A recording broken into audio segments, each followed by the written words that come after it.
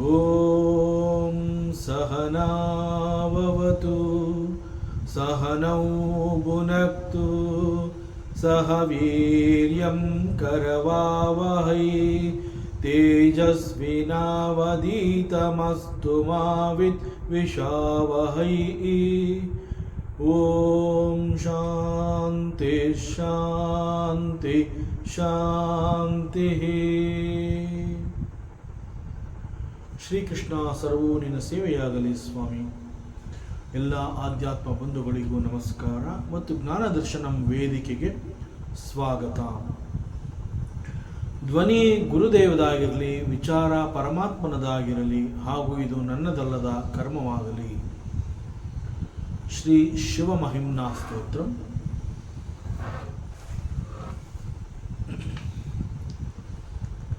ಗ್ರಂಥಕರ್ತ ಪುಷ್ಪದಂತಾಚಾರ್ಯ ಬಹಳ ವಿನಯದಿಂದ ಪರಮಾತ್ಮನಲ್ಲಿ ನಿವೇದನೆಯನ್ನು ಮಾಡ್ಕೋತಾ ಇದ್ದಾನೆ.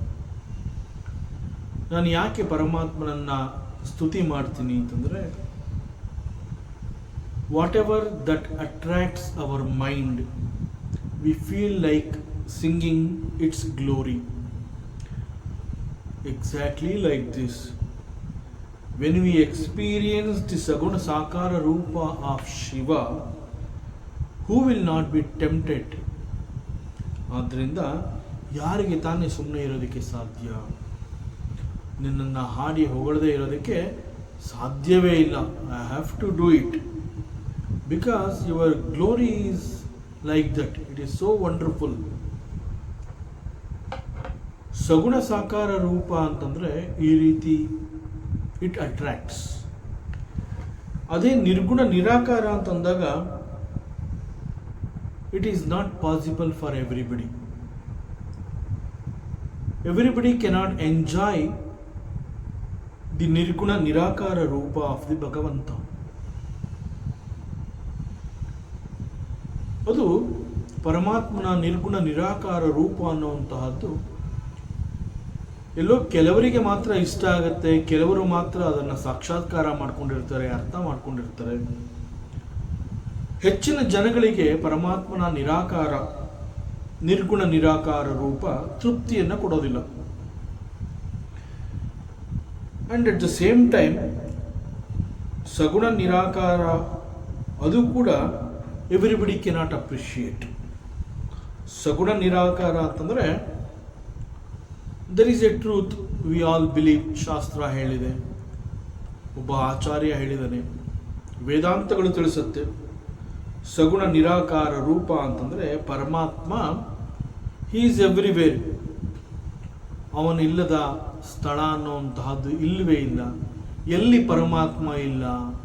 He is everywhere. ಅವನು ಎಲ್ಲೆಲ್ಲೂ ಇದ್ದಾನೆ. ಸೊ ಎಲ್ಲೆಲ್ಲೂ ಪರಮಾತ್ಮ ಇದ್ದಾನೆ ಅನ್ನುವ ಸತ್ಯವನ್ನು ನಾವು ಒಪ್ಕೊಂಡ್ರೂ ಕೂಡ ಎಲ್ಲೆಲ್ಲೂ ಇರುವ ಆ ಪರಮಾತ್ಮನನ್ನ ಕಣ್ತುಂಬಿಕೊಳ್ಳೋದಕ್ಕಾಗಲಿ, ಒಂದು ರೀತಿಯ ನೋಡಿ ಆನಂದ ಪಡುವಂತಹದ್ದು, ಅನುಭವ ಪಟ್ಕೊಳ್ಳುವಂತಹದ್ದು ಆ ರೀತಿ ಆಗೋದಕ್ಕೆ ಸಾಧ್ಯ ಇಲ್ಲ. ಬಿಕಾಸ್ ಇಟ್ ಈಸ್ ಪರಮಾತ್ಮ ಸಗುಣ ನಿರಾಕಾರ ರೂಪ. ಸೊ ಪರಮಾತ್ಮ ಎಲ್ಲೆಲ್ಲೂ ಇದ್ದಾನೆ, ಇಲ್ಲೂ ಇದ್ದಾನೆ, ಅಲ್ಲೂ ಇದ್ದಾನೆ ಎನ್ನುವಂತಹದ್ದನ್ನು ನಾವು ಹೆಚ್ಚು ನಂಬಿದ್ರೂ ಕೂಡ,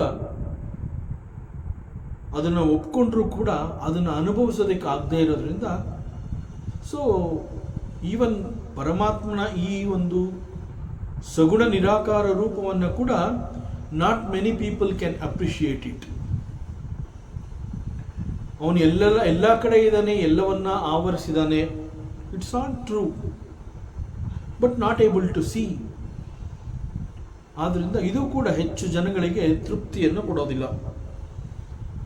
ಪರಮಾತ್ಮ ಅಂತ ಹೇಳಿದಾಗ ಅವನು ಇಡೀ ವಿಶ್ವವನ್ನ ಆವರಿಸಿದಾನೆ. ಹೀಗೆ ಇಡೀ ವಿಶ್ವವನ್ನ ಆವರಿಸಿರುವಂತಹ ಪರಮಾತ್ಮನನ್ನ ಅಷ್ಟು ಸುಲಭವಾಗಿ ನಮ್ಮ ಮನಸ್ಸು ಹಿಡಿದಿಟ್ಕೊಳ್ಳೋದಕ್ಕೆ ಸಾಧ್ಯವೇ ಇಲ್ಲ. ಮನಸ್ಸಿಗೆ ಏನಾರು ಒಂದು ಬೇಕು. ಆದರೆ ಆ ಬೇಕು ಅನ್ನುವಂತಹ ಪರಮಾತ್ಮ ಎಲ್ಲೆಲ್ಲೂ ಇದ್ದಾನೆ, ಇಡೀ ವಿಶ್ವವನ್ನ ಆವರಿಸಿದ್ದಾನೆ. ಆದರೆ ಹಿಡಿದಿಟ್ಕೋಬೇಕು ಅಂತಂದಾಗ he is not able to see. We cannot see him. So ನಾವು ಅದನ್ನು ನೋಡೋಕ್ಕೆ ಆಗೋದಿಲ್ಲ ಅಂತಂದಮೇಲೆ ಮನಸ್ಸು ಅದನ್ನು ಹೇಗೆ ತನ್ನ ಹಿಡಿತದಲ್ಲಿ ಇಟ್ಕೊಳ್ಳೋದಕ್ಕೆ ಸಾಧ್ಯ? ಸೊ ಮನಸ್ಸಿಗೂ ಕೂಡ ಇದು ಬಹಳ ಕಷ್ಟ.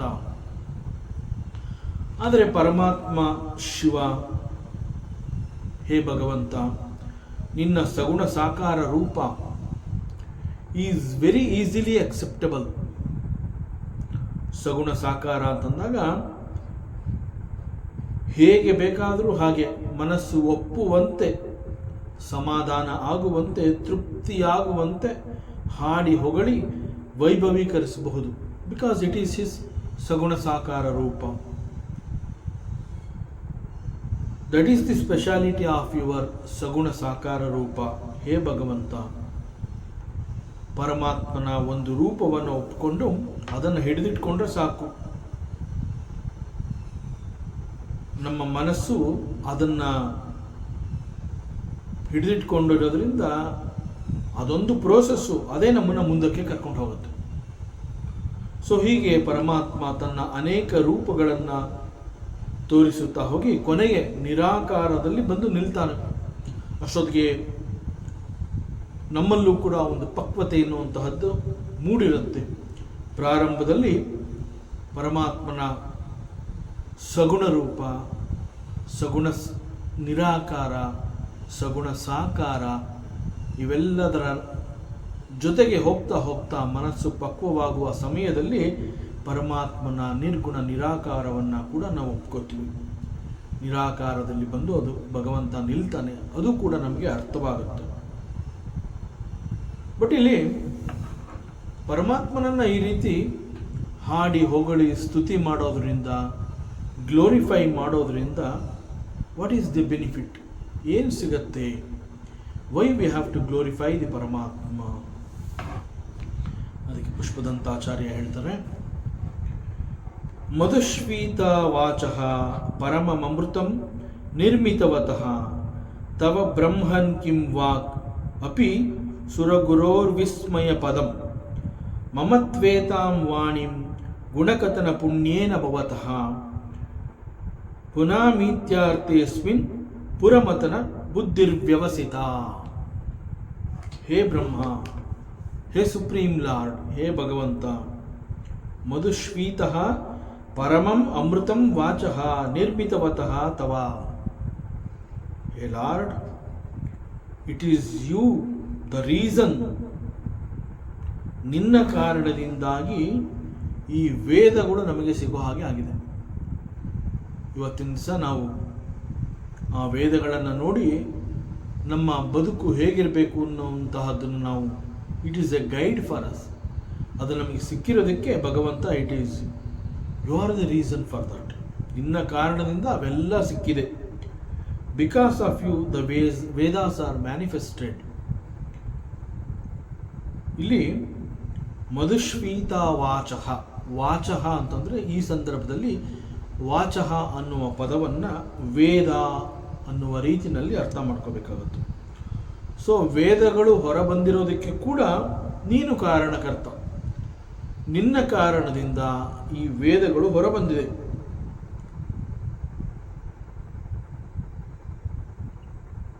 ಈಗ ನಾವು ಉಸಿರಾಟ ಅಂತ ಹೇಳಿದಾಗ, ಈ ಒಂದು ಉಸಿರಾಟ ನಮ್ಮ ಇಡೀ ಶರೀರವನ್ನು ಚೇತನಗೊಳಿಸುತ್ತೆ. ಆದರೆ ನಾವು ಸಾಮಾನ್ಯ ಅರ್ಥದಲ್ಲಿ ಏನು ಹೇಳ್ತೀವಿ ಅಂತಂದರೆ, ಉಸಿರಾಟ ಅನ್ನುವಂತಹದ್ದನ್ನು ನಾವು ಮಾಡ್ತಾ ಇರೋದ್ರಿಂದ ನಾವೆಲ್ಲ ಬದುಕಿದ್ದೀವಿ. ಸೊ ನಾವು ಬದುಕೋದಕ್ಕೆ ಮುಖ್ಯವಾಗಿ ಬೇಕಾಗಿರುವಂತಹದ್ದು ಉಸಿರಾಟ. ಸೊ ನಾವು ಉಸಿರಾಡ್ತಾ ಇದ್ದೀವಿ, so we are living. That is our understanding.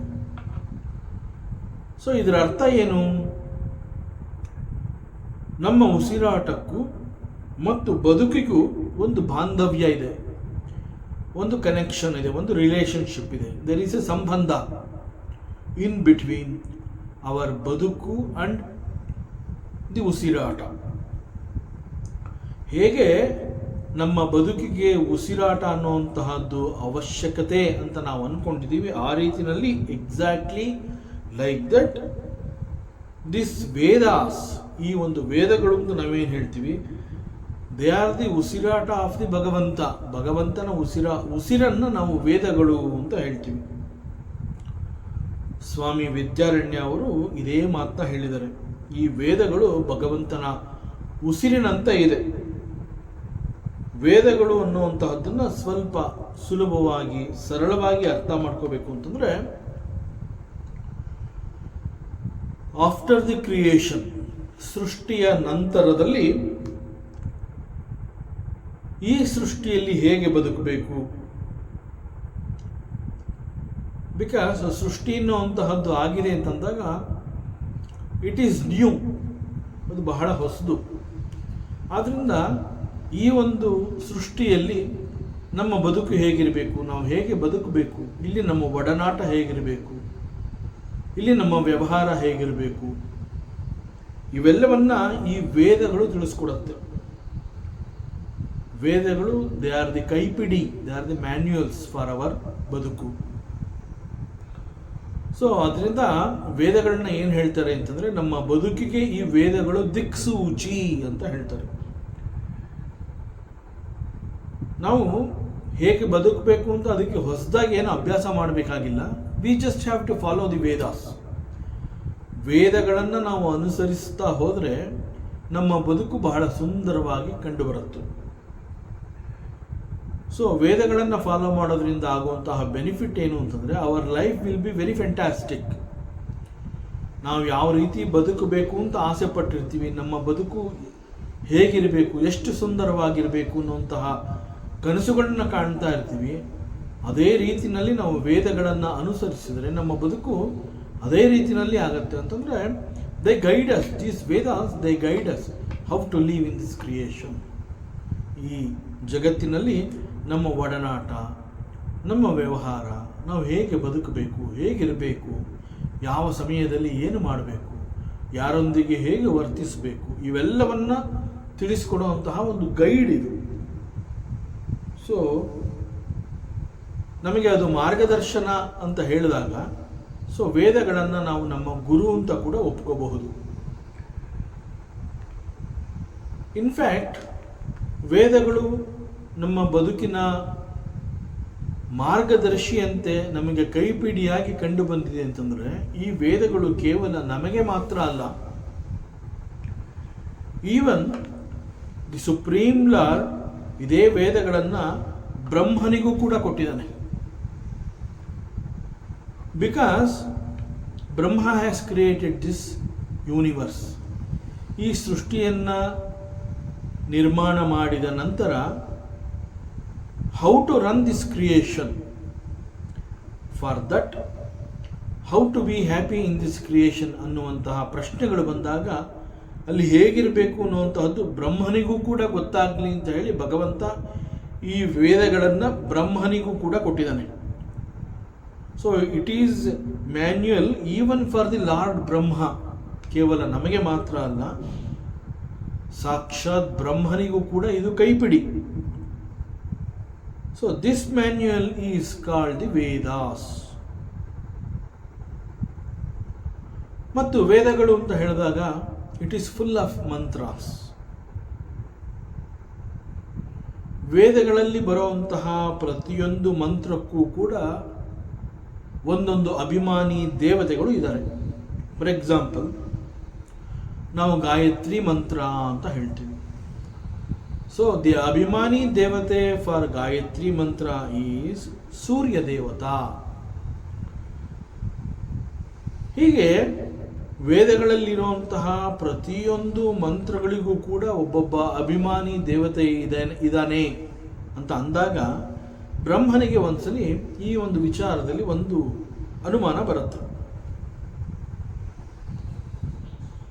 ಭಗವಂತ ಕೊಟ್ಟಂತಹ ಈ ವೇದಗಳಲ್ಲಿ ಹಾಗೂ ವೇದದ ಮಂತ್ರಗಳಲ್ಲಿ ಪ್ರತಿಯೊಂದು ಮಂತ್ರಕ್ಕೂ ಒಬ್ಬೊಬ್ಬ ಅಭಿಮಾನಿ ದೇವತೆ ಇದ್ದಾನೆ ಅಂತಂದರೆ, for the entire Veda who is the ಅಭಿಮಾನಿ ದೇವತೆ?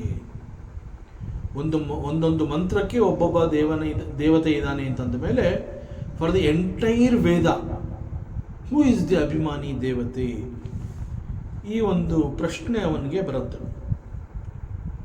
ಆಗ ಎಷ್ಟೇ ಪ್ರಯತ್ನ ಪಟ್ಟರೂ ಕೂಡ ಅವನಿಗೆ, ಬ್ರಹ್ಮನಿಗೆ ಈ ವಿಚಾರದಲ್ಲಿ ಒಂದು ಉತ್ತರ ಸಿಕ್ಕಲಿಲ್ಲ, ಒಂದು ಕ್ಲಾರಿಟಿ ಬರಲಿಲ್ಲ. ಆಗ ಇದನ್ನು ತಿಳ್ಕೋಬೇಕು ಅಂತ ಹೇಳಿ ತನಗೆ ಕಾಡ್ತಾ ಇರೋಂತಹ ಈ ಒಂದು ಪ್ರಶ್ನೆಗೆ ಒಂದು ಉತ್ತರ ಸಿಗಬೇಕು ಅಂತ ಹೇಳಿ ಆ ಉತ್ತರಕ್ಕಾಗಿ ಒಂದು ಯಜ್ಞವನ್ನು ಮಾಡ್ತಾನೆ. ಬಹಳ ಹಿಂದೆ ನಾವೇನು ವೇದಗಳ ಕಾಲ ಅಥವಾ ಪ್ರಾಚೀನ ಕಾಲ ಅಂತ ಕರಿತೀವಿ, ಆ ಸಮಯದಲ್ಲಿ ದಿಸ್ ಪರ್ಫಾರ್ಮಿಂಗ್ ಯಾಗ ಅಂಡ್ ಯಜ್ಞ ಈಸ್ ವೆರಿ ಕಾಮನ್. ಪ್ರತಿಯೊಂದಕ್ಕೂ ಒಂದು ಸಮಸ್ಯೆ ಅಥವಾ ಒಂದು ಪ್ರಶ್ನೆ ಅಂತಂದಾಗ ಅದು ಏನೇ ಆಗಿರಲಿ, ಅಥವಾ ಆ ಪ್ರಶ್ನೆ ಎಷ್ಟೇ ದೊಡ್ಡದಾಗಿರಲಿ ಸಣ್ಣದಾಗಿರಲಿ, ಒಟ್ಟಿನಲ್ಲಿ ಏನೋ ಒಂದು ಬೇಕು ಅಂತ ಅನ್ನಿಸಿದಾಗ ಅದಕ್ಕೆ ಒಂದು ಯಾಗವನ್ನು ಮಾಡ್ತಾ ಇರೋದು, ಯಜ್ಞವನ್ನು ಮಾಡುವಂತಹದ್ದು, ಹೋಮವನ್ನು ಮಾಡುವಂತಹದ್ದು ಪದ್ಧತಿ. ಸೊ ಆ ರೀತಿ ಬ್ರಹ್ಮನಿಗೆ ಬಂದಂತಹ ಪ್ರಶ್ನೆ ಏನು? ಹೂ ಈಸ್ ದಿ ಅಭಿಮಾನಿ ದೇವತೆ ಫಾರ್ ದಿ ಎಂಟೈರ್ ವೇದಾಸ್? ಹೀಗೆ ಅವನಲ್ಲಿ ಈ ಪ್ರಶ್ನೆ ಬಂದಾಗ ಅವನಿಗೆ ಉತ್ತರ ಸಿಗಲಿಲ್ಲ, ಅವನಿಗೆ ಕ್ಲಾರಿಟಿ ಸಿಕ್ಕಲಿಲ್ಲ. ಬಟ್ ಅವನಿಗೆ ಉತ್ತರ ಸಿಗಬೇಕು, ಅಲ್ಲಿವರೆಗೆ ಅವನಿಗೆ ಮನಸ್ಸು ಚಡ್ಪಡಿಸ್ತಾ ಇದೆ. ಅವಾಗ ಬ್ರಹ್ಮ ಏನು ಮಾಡ್ತಾನೆ? ಒಂದು ಯಾಗವನ್ನು ಮಾಡ್ತಾನೆ, ಯಜ್ಞವನ್ನು ನಡೆಸ್ತಾನೆ. ಹೂ ಈಸ್ ದಿ ದೇವತೆ for the entire Vedas? So ಈ ಒಂದು ಉತ್ತರಕ್ಕಾಗಿ ಅವನು ಒಂದು ಯಜ್ಞವನ್ನು ಮಾಡ್ತಾನೆ. ಆಗ ಈ ಯಜ್ಞ ನಡೆದ ಜಾಗವನ್ನು ಚಿದಂಬರಂ ಅಂತ ಹೇಳ್ತಾರೆ. ಆ ಒಂದು ಜಾಗದಲ್ಲಿ ಈ ಒಂದು ಯಜ್ಞ ನಡೆಯುತ್ತೆ. ಯಜ್ಞ ನಡೆದಾಗ ಆ ಯಜ್ಞದಲ್ಲಿ ಯಜ್ಞಕುಂಡದಿಂದ ಬಂದಂತಹ ದೇವತೆ is called the Nataraja. So ಇವತ್ತಿಗೂ ಕೂಡ ನಟರಾಜ ಮೂರ್ತಿಯನ್ನು ನಾವು ಅಲ್ಲಿ ಚಿದಂಬರಂನಲ್ಲಿ ನೋಡಬಹುದು. ಬಟ್ ಯಜ್ಞದ ಉದ್ದೇಶ ವೇದಗಳ ಅಷ್ಟೂ ಮಂತ್ರಗಳಿಗೆ ದೇವತೆ ಯಾರು ಅನ್ನುವಂತಹದ್ದು ಬ್ರಹ್ಮನ ಪ್ರಶ್ನೆ ಆಗಿತ್ತು. ಆದರೆ ಯಜ್ಞದಲ್ಲಿ ಉತ್ತರ ಸಿಕ್ಕಿದ್ದು it is lord Shiva. Nataraja ಅಂತಂದರೆ ಶಿವ. ಸೊ ಯಜ್ಞಕುಂಡದಿಂದ ನಟರಾಜ ಬರ್ತಾನೆ ಅಥವಾ ಬಂದ ಅಂತ ಅಂದಾಗ ಯಜ್ಞ ಮಾಡಿದ ಉದ್ದೇಶ ಹೂ ಇಸ್ ದಿ ದೇವತೆ for the entire Veda mantras ಅನ್ನುವಂತಹ ಪ್ರಶ್ನೆಯನ್ನು ಇಟ್ಕೊಂಡು ಬ್ರಹ್ಮ ಮಾಡಿದಂತಹ ಯಜ್ಞದಲ್ಲಿ ಆ ಯಜ್ಞಕುಂಡದಿಂದ ನಟರಾಜ ಬಂದಿದ್ದರಿಂದ ಸೊ ಬ್ರಹ್ಮನ ಪ್ರಶ್ನೆಗೆ ಉತ್ತರ ಸಿಕ್ಕದಂಗೆ ಆಯಿತು. So for the entire Vedas the Lord Shiva, he is the ಅಭಿಮಾನಿ ದೇವತೆ. ಸೊ ಇದೊಂದು ಕತೆ ಈ ರೀತಿ ಕಂಡು ಬಂದರೂ ಕೂಡ ಮುಖ್ಯವಾಗಿ ಇಲ್ಲಿ ಗಮನಿಸಬೇಕಾಗಿರುವಂತಹದ್ದು, ವೇದಗಳು ಅಂತಂದಾಗ ಹೇಳಿದಾಗ ಅಲ್ಲಿ 4 ರೀತಿಯ ವೇದಗಳನ್ನು ನೋಡಬಹುದು. ಅದನ್ನು ವಿಂಗಡಣೆ ಮಾಡಿಕೊಟ್ಟಿದ್ದಾರೆ ಭಗವಾನ್ ವೇದವ್ಯಾಸರು. ಸೊ ಈ ಪ್ರಕಾರ ಎಲ್ಲ ವೇದಗಳ ಒಟ್ಟು ಸಾರ ಏನು ಅಂತಂದರೆ, ಮಂತ್ರಗಳ ಮೂಲಕ ಪರಮಾತ್ಮನ ಸ್ವರೂಪವನ್ನು ನಾವು ಅರ್ಥ ಮಾಡ್ಕೋಬಹುದು. ವೇದಗಳಲ್ಲಿರುವಂತಹ ಅಷ್ಟು ಮಂತ್ರಗಳ ಒಟ್ಟು ಸಾರ, ದ ಎಸೆನ್ಸ್ ಅಂತ ನಾವು ಹೇಳ್ತೀವಿ. ಸೊ ದ ಎಸೆನ್ಸ್ ಅಂತಂದರೆ ಮಂತ್ರಗಳ ಮೂಲಕ ಪರಮಾತ್ಮನ ಸ್ವರೂಪವನ್ನು ನಾವು ಅರ್ಥ ಮಾಡ್ಕೋಬಹುದು. ಇಲ್ಲಿ ಪರಮಾತ್ಮನ ಸ್ವರೂಪ ಅಂತಂದಾಗ ಪರಮಾತ್ಮನದು ಸಗುಣ ರೂಪ, ಸಗುಣ ಸಾಕಾರ, ಸಗುಣ ನಿರಾಕಾರ ಅಥವಾ ನಿರ್ಗುಣ ನಿರಾಕಾರ, ಹೀಗೆಲ್ಲ 3 ರೀತಿಯಲ್ಲಿ ಪರಮಾತ್ಮನ ಸ್ವರೂಪವನ್ನು ಹೇಳಿದಾಗ ಕೆಲವರಿಗೆ ಸಗುಣ ನಿರಾಕಾರ ಒಪ್ಪಿಗೆ ಆಗುತ್ತೆ, ಕೆಲವರಿಗೆ ಸಗುಣ ಸಾಕಾರ ರೂಪ ಇಷ್ಟ ಆಗುತ್ತೆ, ಮತ್ತೆ ಕೆಲವರು ಈ ಒಂದೇ ಅಪ್ರಿಷಿಯೇಟ್ ದಿ ನಿರ್ಗುಣ ನಿರಾಕಾರ ಆಫ್ ದಿ ಭಗವಂತ. ಸೊ 3 ಕೂಡ ಕರೆಕ್ಟು. ಸಗುಣ ಸಾಕಾರ, ಸಗುಣ ನಿರಾಕಾರ, ನಿರ್ಗುಣ ನಿರಾಕಾರ, ಇದು 3 ಕೂಡ ಪರಮಾತ್ಮನ ಸ್ವರೂಪ ಅಂತಂದಾಗ ಒಬ್ಬೊಬ್ಬರಿಗೆ ಒಂದೊಂದು ರೀತಿಯಲ್ಲಿ ಅವರ ಯೋಗ್ಯತೆಗೆ ಅನುಸಾರವಾಗಿ ಅವರು ಅದನ್ನು ಪರಮಾತ್ಮನನ್ನ ಸ್ವರೂಪವನ್ನು ಅರ್ಥ ಮಾಡ್ಕೋತಾರೆ. ಇಲ್ಲಿ ಹೂ ಇಸ್ ದ ಅಭಿಮಾನಿ ದೇವತೆ of the entire Veda mantras ಅನ್ನುವಂತಹ ಒಂದು ಯಜ್ಞವನ್ನು ನಡೆಸಿದಾಗ ಬ್ರಹ್ಮನಿಗೆ ಗೊತ್ತಾಗಿದ್ದು the Lord Shiva is the Paramatma for the entire Vedas or ವೇದ ಮಂತ್ರಗಳು ಅನ್ನೋದು ಈ ಬ್ರಹ್ಮನಿಗೆ ಸಿಕ್ಕಂತಹ ಉತ್ತರ. ಸೊ ಕತೆ ಈ ರೀತಿ ಹೇಳಿದ್ರು ಕೂಡ ಇಲ್ಲಿ ಮುಖ್ಯವಾಗಿ ನಾವು ಗಮನಿಸಬೇಕಾಗಿರುವಂತಹ ಅಂಶ ಏನು ಅಂತಂದರೆ, ವೇದಗಳ ಮಂತ್ರಗಳು ತಿಳಿಸ್ಕೊಡುವಂತಹದ್ದು ಏನು ಅಂತಂದರೆ, the main essence of all these mantras, through the mantras, Veda mantras, we can understand the swarupa of the Bhagavanta. So ಇಲ್ಲಿವರೆಗೆ ನಾವು ಅರ್ಥ ಮಾಡ್ಕೊಂಡಿರುವಂತಹದ್ದೇನು ಅಂತಂದರೆ, ಭಗವಂತನ ಸ್ವರೂಪ ಅಂತಂದರೆ ಸ್ವಭಾವ, ಆರ್ ದಿ ನೇಚರ್ ಆಫ್ ಭಗವಂತ ಅಂತಂದಾಗ ನಿರ್ಗುಣ ನಿರಾಕಾರ, ಸಗುಣ ನಿರಾಕಾರ, ಸಗುಣ ಸಾಕಾರ, ಈ ರೀತಿಯಲ್ಲಿ ನಾವು ತಿಳ್ಕೊಂಡಿದ್ದೀವಿ. ಹಿಂದೂ ಧರ್ಮ ಅಂತ ಹೇಳಿದಾಗ ಅಲ್ಲಿ ಬರುವಂತಹ ಸಾಮಾನ್ಯವಾದ ಪ್ರಶ್ನೆ, ಈ ಪ್ರಶ್ನೆಯನ್ನು ಅನೇಕರು ಕೇಳ್ತಾರೆ,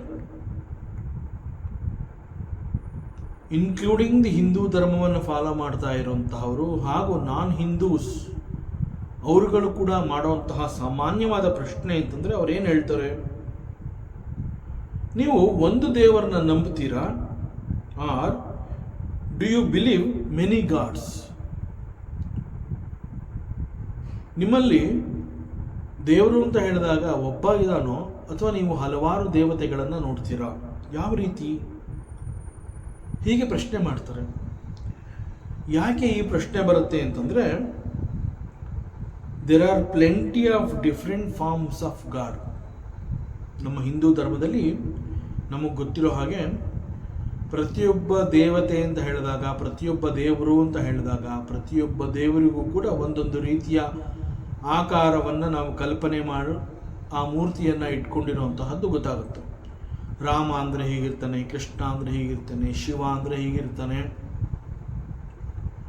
ಈ ರೀತಿಯಲ್ಲಿ ಭಗವಂತನ ಅನೇಕ ರೂಪಗಳನ್ನು, ಅನೇಕ ಭಗವಂತನನ್ನು ನಾವು ಕಾಣ್ತೀವಿ. ಸೊ ಅನೇಕ ಮೂರ್ತಿಗಳನ್ನು, ಅನೇಕ ದೇವರುಗಳನ್ನು ಪೂಜೆ ಮಾಡ್ತೀವಿ ಅಂತ ಹೇಳುವಂತಹದ್ದು ಅವರಿಗೆಲ್ಲ ಆಶ್ಚರ್ಯವನ್ನು ತರುತ್ತೆ. ಆದ್ದರಿಂದ ಅವರು ಈ ಪ್ರಶ್ನೆಯನ್ನು ಮಾಡ್ತಾರೆ, ನಿಮಗೆ ಒಬ್ಬನೇ ದೇವನಿದಾನೋ ಅಥವಾ ನಿಮ್ಮಲ್ಲಿ ಹಲವಾರು ದೇವತೆಗಳಿದ್ದಾರ? ಆಗ ನಾವೇನು ಹೇಳ್ತೀವಿ, ದೇವರು ಅಂತ ಹೇಳಿದಾಗ ದೇವನೊಬ್ಬ, there is only one supreme God. That supreme God ಅಂತಂದರೆ Ishwara, the Lord Shiva is the God. But by conditioning of the maya, the Lord becomes many, the God becomes many. Otherwise Ishwara ಅಂತಂದರೆ, ದಿ ಲಾರ್ಡ್ ಈಶ್ವರ ಅಂತಂದರೆ he is pure consciousness. The pure consciousness and the Lord Ishwara, they are one and the same. ಈ ಪ್ರಕಾರ ಪರಮಾತ್ಮ ಅಂತಂದರೆ ಒಬ್ಬನೇ, ಆದರೆ ಒಬ್ಬನೇ ಪರಮಾತ್ಮ ಅನೇಕಗಳಾಗಿ ಕಾಣಿಸ್ಕೋತಾನೆ, ಅವನೇ ಎಲ್ಲ. ಈ ರೀತಿ ನಾವು ಹೇಳ್ತೀವಿ. ಕೆಲವರಿಗೆ ಇದು ಒಪ್ಪಿಗೆ ಆಗತ್ತೆ, ಕೆಲವರಿಗೆ ಒಪ್ಪಿಗೆ ಆಗೋದಿಲ್ಲ. So confusion it continues. So again ಪರಮಾತ್ಮನನ್ನು ಸಗುಣ ಅಂತ ಕರೆದು ದೇವರ ಮೂರ್ತಿಯನ್ನು ನಾವು ಪೂಜೆ ಮಾಡ್ತೀವಿ. ಕಾರಣ, ಮೂರ್ತಿ ಅಥವಾ ವಿಗ್ರಹ ಅಂತ ನಾವೇನು ಹೇಳ್ತೀವಿ, ಆಗ ಆ ದೇವರ ರೂಪ ಯಾವುದೇ ಆಗಿರಲಿ, but he comes from the same source ಅಂತ ಹೇಳ್ತೀವಿ. ಆದ್ದರಿಂದ ನಾವು ರಾಮನ ಮೂರ್ತಿಯನ್ನು ಇಟ್ಕೋತೀವಿ, ಕೃಷ್ಣನ ಮೂರ್ತಿಯನ್ನು ಇಟ್ಕೋತೀವಿ, ಶಿವನ ಮೂರ್ತಿಯನ್ನು ಇಟ್ಕೋತೀವಿ, ಮತ್ತೊಬ್ಬ ದೇವನ ಮೂರ್ತಿಯನ್ನು ಕೂಡ ಇಟ್ಕೋತೀವಿ. ಹೀಗೆ ಇಟ್ಕೊಂಡು ಆ ಎಲ್ಲ ದೇವತೆಗಳಿಗೂ ಕೂಡ ನಾವು ಪೂಜೆಯನ್ನು ಮಾಡ್ತೀವಿ. ಆದರೆ ನಮ್ಮ ನಂಬಿಕೆ ಏನು ಅಂತಂದರೆ, ಅವನ ರೂಪ ಈ ರೀತಿ ಹಲವಾರು ರೀತಿಯಲ್ಲಿ ಕಂಡು ಬಂದರೂ ಕೂಡ ಭಗವಂತ is the one, he comes from the same source. ಆ ನಂಬಿಕೆ ನಮ್ಮಲ್ಲಿರುತ್ತೆ. ಈಗ ಯಾವುದೋ ಒಂದು ಪರಿಣಾಮ ಅಂತ ಹೇಳ್ತೀವಿ, ದರ್ ಈಸ್ ಅನ್ ಎಫೆಕ್ಟ್ ಅಂತ ಹೇಳ್ತೀವಿ. To see that effect there must be some reason. ಅಲ್ಲಿ ಒಂದು ಕಾಸ್ ಅನ್ನುವಂತಹದ್ದು ಇದ್ದೇ ಇರುತ್ತೆ. ಒಂದು ಎಫೆಕ್ಟ್ ಇದೆ ಅಂತಂದ ಮೇಲೆ there must be a reason. ಅಲ್ಲಿ ಒಂದು ಕಾಸ್ ಅನ್ನುವಂತಹದ್ದು ಇಲ್ಲ ಅಂತಂದರೆ we cannot see the effect. So ಆ ಎಫೆಕ್ಟ್ ಇದೆ ಅಂತಂದಾಗ ಅಲ್ಲಿ ಒಂದು ಕಾಸ್ ಇದ್ದೇ ಇದೆ. ಇಟ್ ಈಸ್ ಅ ಲಾ, ಅದೊಂದು ನಿಯಮ. So holding on to the effect, we worship the cause. ಇದರ ಅರ್ಥ cause and effect, they are one and the same, but they appear differently. One is called the effect and the another is called the cause. ಈ ರೀತಿನಲ್ಲಿ ಹೇಳಿದಾಗ there can be several devatas, ಅನೇಕ ದೇವರ ಮೂರ್ತಿಗಳನ್ನು ನಾವು ನೋಡಬಹುದು. ರಾಮ, ಕೃಷ್ಣ, ಶಿವ, ಈಶ್ವರ, ಹೀಗೆ ಅನೇಕ ರೀತಿಯ ದೇವತೆಗಳನ್ನು ನಾವು ನೋಡಬಹುದು. That means there can be several forms of the God, but what we worship, we are worshipping these murtis through the forms in one source. ಇದು ಹೇಗೆ ಅಂತಂದರೆ, ಉದಾಹರಣೆಗೆ ನಾವೇನು ಹೇಳ್ತೀವಿ, ನಾನು ನೋಡ್ತಾ ಇದ್ದೀನಿ, ನಾನು ಕೇಳಿಸ್ಕೊತಾ ಇದ್ದೀನಿ, ನಾನು ಇಂತಹ ಕೆಲಸವನ್ನು ಮಾಡ್ತಾ ಇದ್ದೀನಿ, ನಾನು ಇದರ ರುಚಿಯನ್ನು ನೋಡ್ತಾ ಇದ್ದೀನಿ, ನನಗೆ ಇಂತಹ ವಾಸನೆ ಬರ್ತಾ ಇದೆ, ಅದನ್ನು ಆಗ್ರಹಣ ಮಾಡ್ತಾ ಇದ್ದೀನಿ ಅಂತ ಹೀಗೆ ಹೇಳಿದಾಗ we find there are several functions. But how many people are doing these functions? It is only me. ನಾನೊಬ್ಬನೇ ಆ ಎಲ್ಲ ಕೆಲಸಗಳನ್ನು ಮಾಡ್ತಾ ಇದ್ದೀನಿ. ಯಾವುದೋ ಒಂದನ್ನು ನೋಡ್ತಾ ಇದ್ದೀನಿ, ಯಾವುದೋ ಒಂದನ್ನು ಕೇಳ್ತಾ ಇದ್ದೀನಿ, ಏನೋ ಒಂದು ಕೆಲಸವನ್ನು ಮಾಡ್ತಾ ಇದ್ದೀನಿ, ಯಾವುದೋ ಒಂದು ರುಚಿಯನ್ನು ನೋಡ್ತಾ ಇದ್ದೀನಿ, ಯಾವುದೋ ಒಂದನ್ನು ಮುಟ್ತಾ ಇದ್ದೀನಿ. ಹೀಗೆ ಡಿಫ್ರೆಂಟ್ ಕೆಲಸವನ್ನು ಮಾಡ್ತಾ ಇರುವಂತಹದ್ದು ಏಕಕಾಲದಲ್ಲಿ ನಾನೊಬ್ಬನೇ ಆಗಿದ್ದೀನಿ. Only one person. ಸೊ ಪರಿಣಾಮಗಳು ಅನ್ನುವಂತಹದ್ದು ಅನೇಕಗಳಿರುತ್ತೆ, ಆದರೆ ಅಲ್ಲಿ ಅದಕ್ಕಾಗಿ ಪರಿಣಾಮಕ್ಕಾಗಿ ಮಾಡ್ತಾ ಇರುವಂತಹವನು ಕೇವಲ ಒಬ್ಬ ಮಾತ್ರ. ಸೊ ಆಶ್ಚರ್ಯ ಏನು ಅಂತಂದ್ರೆ, ಇಲ್ಲಿ ಪ್ರತಿಯೊಬ್ಬರಿಗೂ ಕೂಡ ಅವರುಗಳಿಗೆ ಅವರಿಷ್ಟ ದೈವ ಅಂತ ಹೇಳಿ ಒಬ್ಬೊಬ್ಬ ಇಷ್ಟ ದೈವ ಇರ್ತಾನೆ. ಕೆಲವರಿಗೆ ರಾಮ ಇಷ್ಟ ಆಗ್ತಾನೆ, ಕೆಲವರಿಗೆ ಕೃಷ್ಣ ಇಷ್ಟ ಆಗ್ತಾನೆ, ಮತ್ತೊಬ್ಬರಿಗೆ ಶಿವ ಇಷ್ಟ ಆಗ್ತಾನೆ. ಹೀಗೆ ಒಬ್ಬೊಬ್ಬರಿಗೆ ಒಂದೊಂದು ದೇವರ ಇಷ್ಟ ದೈವ ಅಂತ ಹೇಳಿ ಆ ದೇವರನ್ನು ಇಷ್ಟಪಡ್ತಾರೆ. ನಮ್ಮಿಷ್ಟ ದೈವ ಯಾರೇ ಆಗಿರಲಿ, ನಾವು ಪೂಜೆ ಮಾಡಿ ಭಕ್ತಿಯಿಂದ ಪ್ರಾರ್ಥಿಸಿ ನಮ್ಮ ಭಾವನೆಯನ್ನ ನಮ್ಮ ಇಷ್ಟ ದೈವನಿಗೆ ಆ ಮೂರ್ತಿಯ ರೂಪದಿಂದ ಅರ್ಪಿಸ್ತೀವಿ. ಪರಮಾತ್ಮನ ಎಂಟೈರ್ ಸೃಷ್ಟಿಯನ್ನ ದೇವರು ಅಂತ ನಾವು ನಂಬ್ತೀವಿ. ಭಗವಂತನ ವಿರಾಟ ರೂಪ ಅಂತ ಹೇಳ್ತೀವಿ. ಈ ಒಂದು ಎಂಟೈರ್ ವಿಶ್ವ ಈಸ್ ದಿ ವಿರಾಟ ರೂಪ ಆಫ್ ದಿ ಭಗವಂತ. ಮತ್ತು ಪ್ರಕೃತಿಯನ್ನು ಕೂಡ ನಾವು ದೇವರು ಅಂತ ನಂಬ್ತೀವಿ.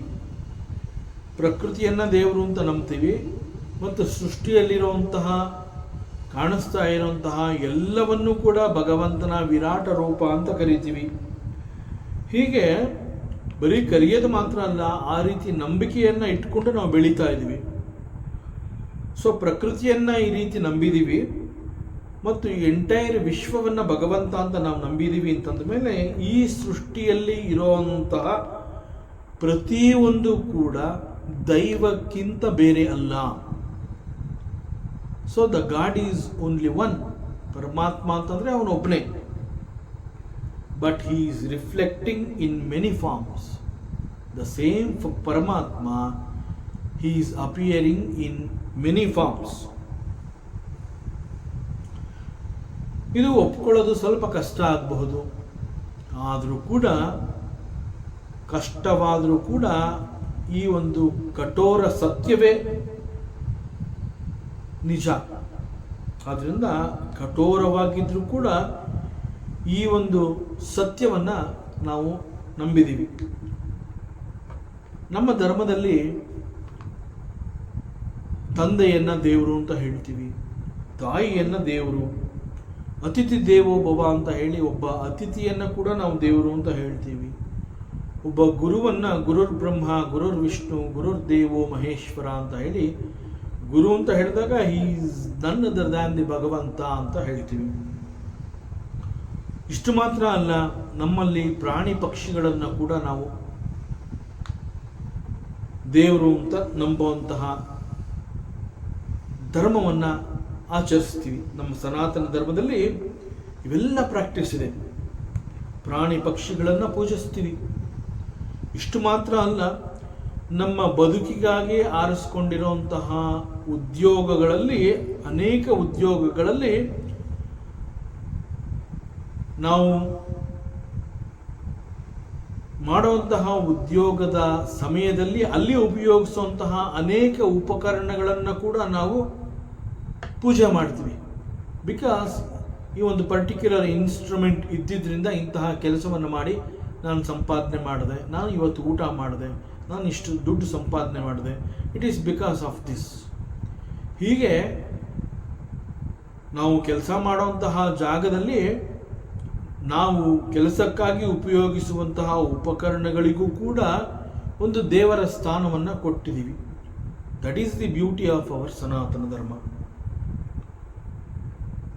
ಸೊ ಅದರಿಂದ ನಮ್ಮ ಹಿರಿಯರು, ನಮ್ಮ ಧರ್ಮ ಈ ರೀತಿ ನಮಗೆ ಇಂತಹ ಒಂದು ಮಾರ್ಗವನ್ನು ಹಾಕಿಕೊಟ್ಟಿದೆ. ಆ ಪ್ರಕಾರ ಪಿತೃದೇವೋಭವ, ಮಾತೃದೇವೋಭವ, ಅತಿಥಿ ದೇವೋಭವ, ಆಚಾರ್ಯ ದೇವೋಭವ. ಸೊ ಭಗವಂತನನ್ನು ಹೇಗೆ ದೇವರು ಅಂತ ಹೇಳಿ ನಾವು ಒಪ್ಕೊಂಡು ಅವನನ್ನು ಪೂಜೆ ಮಾಡಿ, ಅವನ ಸ್ತುತಿಯನ್ನು ಮಾಡಿ, ಅವನಿಗೆ ಪ್ರದಕ್ಷಿಣೆ ನಮಸ್ಕಾರಗಳನ್ನೆಲ್ಲ ಹಾಕ್ತೀವಿ. Just like that we worship father, mother, guest, teacher. ಹೀಗೆ ಎಲ್ಲರಿಗೂ ಕೂಡ ನಾವು ಆ ಒಂದು ದೇವರ ಸ್ಥಾನವನ್ನು ಕೊಟ್ಟು ನಾವು ಅವರೆಲ್ಲರೂ ಪೂಜಾರ್ಹರು ಅಂತ ನಂಬ್ತೀವಿ. ಭಗವದ್ ಭಕ್ತಿಯಿಂದ ನಮಗೆ ಏನು ಒಂದು ಫಲ ಸಿಗುತ್ತೆ, ಭಗವಂತನನ್ನು ಪೂಜೆ ಮಾಡಿ ಅವನನ್ನು ನಂಬಿರುವ ಕಾರಣದಿಂದ ನನಗೆ ಇಂತಹ ಸಿಕ್ಕಿದೆ, ಇಂತಹ ಫಲ ಸಿಕ್ಕಿದೆ ಅಂತ ಹೇಗೆ ನಾವು ಅದನ್ನು ನಂಬುತ್ತೀವಿ, ಆ ರೀತಿಯಲ್ಲಿ ತಂದೆ, ತಾಯಿ, ಗುರು, ಆಚಾರ್ಯ, ಒಬ್ಬ ಅತಿಥಿ ಇವರುಗಳನ್ನು ಕೂಡ ನಾವು ಭಕ್ತಿಯಿಂದ ಪೂಜೆ ಮಾಡಿದ್ರೆ ನಮ್ಗೆ ಅಂತಹದೇ ಭಗವಂತ ಕೊಡುವಂತಹ ಫಲವನ್ನೇ ಇವರುಗಳು ಕೂಡ ಕೊಡ್ತಾರೆ. ಸೊ ಯಾರನ್ನೇ ಪೂಜೆ ಮಾಡಿದ್ರು ಕೂಡ it goes to the source. ಆ ಒಂದು ನಂಬಿಕೆ ನಮಗಿದೆ. ಬಿಕಾಸ್ ಭಗವಂತ is the one, he is reflecting in many different forms. So ಈ ಅರ್ಥದಲ್ಲಿ ಅನೇಕ ಬೇರೆ ಬೇರೆ ರೀತಿಯ ಮೂರ್ತಿಗಳನ್ನು ಇಟ್ಕೊಂಡು ಬೇರೆ ಬೇರೆ ರೂಪದಿಂದ ಪ್ರಾಣಿ ಪಕ್ಷಿಗಳನ್ನು, ಉಪಕರಣಗಳನ್ನು, ಅಥವಾ ಒಬ್ಬ ಅತಿಥಿಯನ್ನು, ಗುರುವನ್ನು, ತಂದೆಯನ್ನು, ತಾಯಿಯನ್ನು ಯಾರನ್ನೇ ಪೂಜೆ ಮಾಡಿದ್ರೂ ಕೂಡ ಆ ಪೂಜೆ ಮತ್ತು ಭಕ್ತಿ ಎನ್ನುವಂಥದ್ದು ಹೋಗಿ it will reach that source. So ಆ ಒಂದು ಸೋರ್ಸ್ಗೆ ನಾವು ಮಾಡೋವಂತಹ ಪೂಜೆ ಹೇಗೆ ಹೋಗಿ ಸೇರುತ್ತೆ ಅಂತಂದರೆ, ನಾವು ತಂದೆಯನ್ನು ಪೂಜೆ ಮಾಡಿದಾಗ it reaches through the father, it reaches through the mother, it reaches through a teacher, it reaches through A ಅತಿಥಿ. ಬಿಕಾಸ್ ಅತಿಥಿ ಅಂತ ಹೇಳಿದಾಗ ಅಥವಾ ಗುರು ಅಂತ ಹೇಳಿದಾಗ ಆ ಗುರುವಿನ ಮೇಲೆ ಇಟ್ಟಿರುವಂತಹ ಶ್ರದ್ಧೆ ಮತ್ತು ಭಕ್ತಿ, ಈ ಕಾರಣದಿಂದ ನಾವೇನು ಅವರಿಗೆ ಒಂದು ಪೂಜೆಯನ್ನು ಮಾಡ್ತೀವಿ, it will go to the source. So ದೇವರ ಮೂರ್ತಿಯನ್ನು ಪೂಜೆ ಮಾಡಿದಾಗ ದೇವರೇ ಕಾಪಾಡ್ದ ಅಂತ ನಾವು ಹೇಗೆ ಹೇಳ್ತೀವಿ, ಆ ರೀತಿಯಲ್ಲಿ ತಂದೆಯನ್ನ, ತಾಯಿಯನ್ನ, ಗುರು ಹಿರಿಯರನ್ನ, ಒಬ್ಬ ಅತಿಥಿಯನ್ನ, ಒಬ್ಬ ಗುರುವನ್ನು ನಾವು ಪೂಜೆ ಮಾಡಿದಾಗ ಕೂಡ ಇಂತಹದೇ ಫಲ ಸಿಗತ್ತೆ. He is capable of giving the same phalas to us. So ಭಗವಂತ ಇವರ ಮೂಲಕ ನಮ್ಗೆ ಇವೆಲ್ಲ ಸಿಗೋ ಹಾಗೆ ಮಾಡ್ತಾನೆ. ಬಟ್ ಫಲದಾಯಕ ಇಸ್ ದಿ ಗಾಡ್, ಇವರ ಮೂಲಕ ಅವನು ಮಾಡಿಸ್ತಾನೆ. Because we worship the God through the parents, through a teacher, through a guest, through an acharya. So ಅದರಿಂದ ಕೆಲವರು ಏನು ಹೇಳ್ತಾರೆ ಅಂತಂದರೆ, we follow the God, we believe in one God. But ನಮ್ಮ ಸನಾತನ ಧರ್ಮ ಏನು ಹೇಳ್ಕೊಡುತ್ತೆ, ದೇವರು ಒಬ್ಬನೇ, he is reflecting in many forms. ಅದರಿಂದ ನಮಗೆ ಇಷ್ಟ ಆಗುವಂತಹ ಯಾವ ಫಾರ್ಮ್ನೇ ತಗೊಂಡು ಆ ಒಂದು ಫಾರ್ಮ್ ಅಥವಾ ಆ ಒಂದು ಆಲ್ಟರ್ಗೆ ನಾವು ಪೂಜೆ ಮಾಡಿದಾಗ it goes to the source. So God is only one but appearing in many forms. ಆದ್ದರಿಂದ ಒಬ್ಬ ಸಾಧಕ ಯಾವುದೇ ಮತ, ಯಾವುದೇ ಪಂಥಗಳ ದೇವರಾಗಿರಲಿ, ಅವರನ್ನು ಗೌರವಿಸುವಾಗ ಅಲ್ಲಿ ಹಿಂದು ಮುಂದೆ ಅವನು ನೋಡೋದಿಲ್ಲ. He respects. This is our culture. We respect every religion. ಇಲ್ಲಿ ಸಾಧಕ ಪುಷ್ಪದಂತಾಚಾರ್ಯ ಹೇಳ್ತಾ ಇದ್ದಾನೆ, Bhagavan, you are the one who has manifested the Vedas. ವೇದಗಳನ್ನು ಹೊರತಂದಿರುವಂತಹವನು ನೀನು. ನಿನ್ನ ಕಾರಣದಿಂದ ನಮಗೆ ವೇದಗಳು ಸಿಕ್ಕಿದೆ. ನಿನ್ನ ಮಹಿಮೆಯನ್ನು ವರ್ಣಿಸಲು ನಿನಗೆ ನೀನೇ ಸಾಟಿಪ್ಪ. ಯಾಕೆಂತಂದರೆ ಇಷ್ಟು ಮಹಿಮೆಯನ್ನು ಹೊಂದಿರುವಂತಹ ನಿನ್ನನ್ನು ವರ್ಣನೆ ಮಾಡುವಂತಹ ಶಕ್ತಿ ನನಗಿಲ್ಲ. ವೇದಗಳು ಅಂತಂದರೆ ಆ ವೇದ ಮಂತ್ರಗಳು ನಿನ್ನ ಮಹಿಮೆಯನ್ನು ಹಾಡಿ ಹೊಗಳುತ್ತೆ. But the same Vedas they have emerged from you only. ವೇದಗಳಲ್ಲಿರುವಂತಹ ಮಂತ್ರಗಳನ್ನು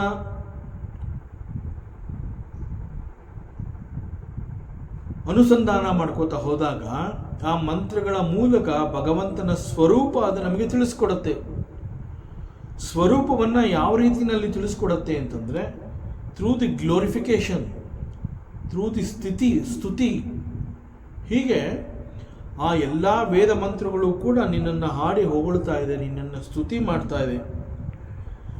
but the same Vedas and the Veda mantras they have emerged from you only. ವೇದ ಮಂತ್ರಗಳನ್ನು ನಾನು ವರ್ಣನೆ ಮಾಡಬಹುದು, ಬಟ್ ವೇದ ಮಂತ್ರಗಳೇ ನಿನ್ನನ್ನು ವರ್ಣನೆ ಮಾಡ್ತಾ ಇದೆ. ಹೇ ಭಗವಾನ್, ಯು ಆರ್ ಸೋ ಗ್ರೇಟ್. ವೇದ ಮಂತ್ರಗಳು ಅಂತಂದಾಗ ಅದು ನಿನ್ನ ಸ್ವರೂಪವನ್ನೇ ತೋರಿಸ್ಕೊಡುವಂತಹ ಶಕ್ತಿಯನ್ನು ಹೊಂದಿದೆ. ನಾನು ಕೇವಲ ವೇದ ಮಂತ್ರಗಳನ್ನು ನಾನು ಪಠಿಸ್ತೀನಿ, ಆದರೆ ವೇದ ಮಂತ್ರಗಳು ನಿನ್ನನ್ನು ಸ್ತುತಿ ಮಾಡ್ತಾ ಇದೆ, ನಿನ್ನನ್ನು ಗ್ಲೋರಿಫಿಕೇಶನ್ ಮಾಡ್ತಾ ಇದೆ.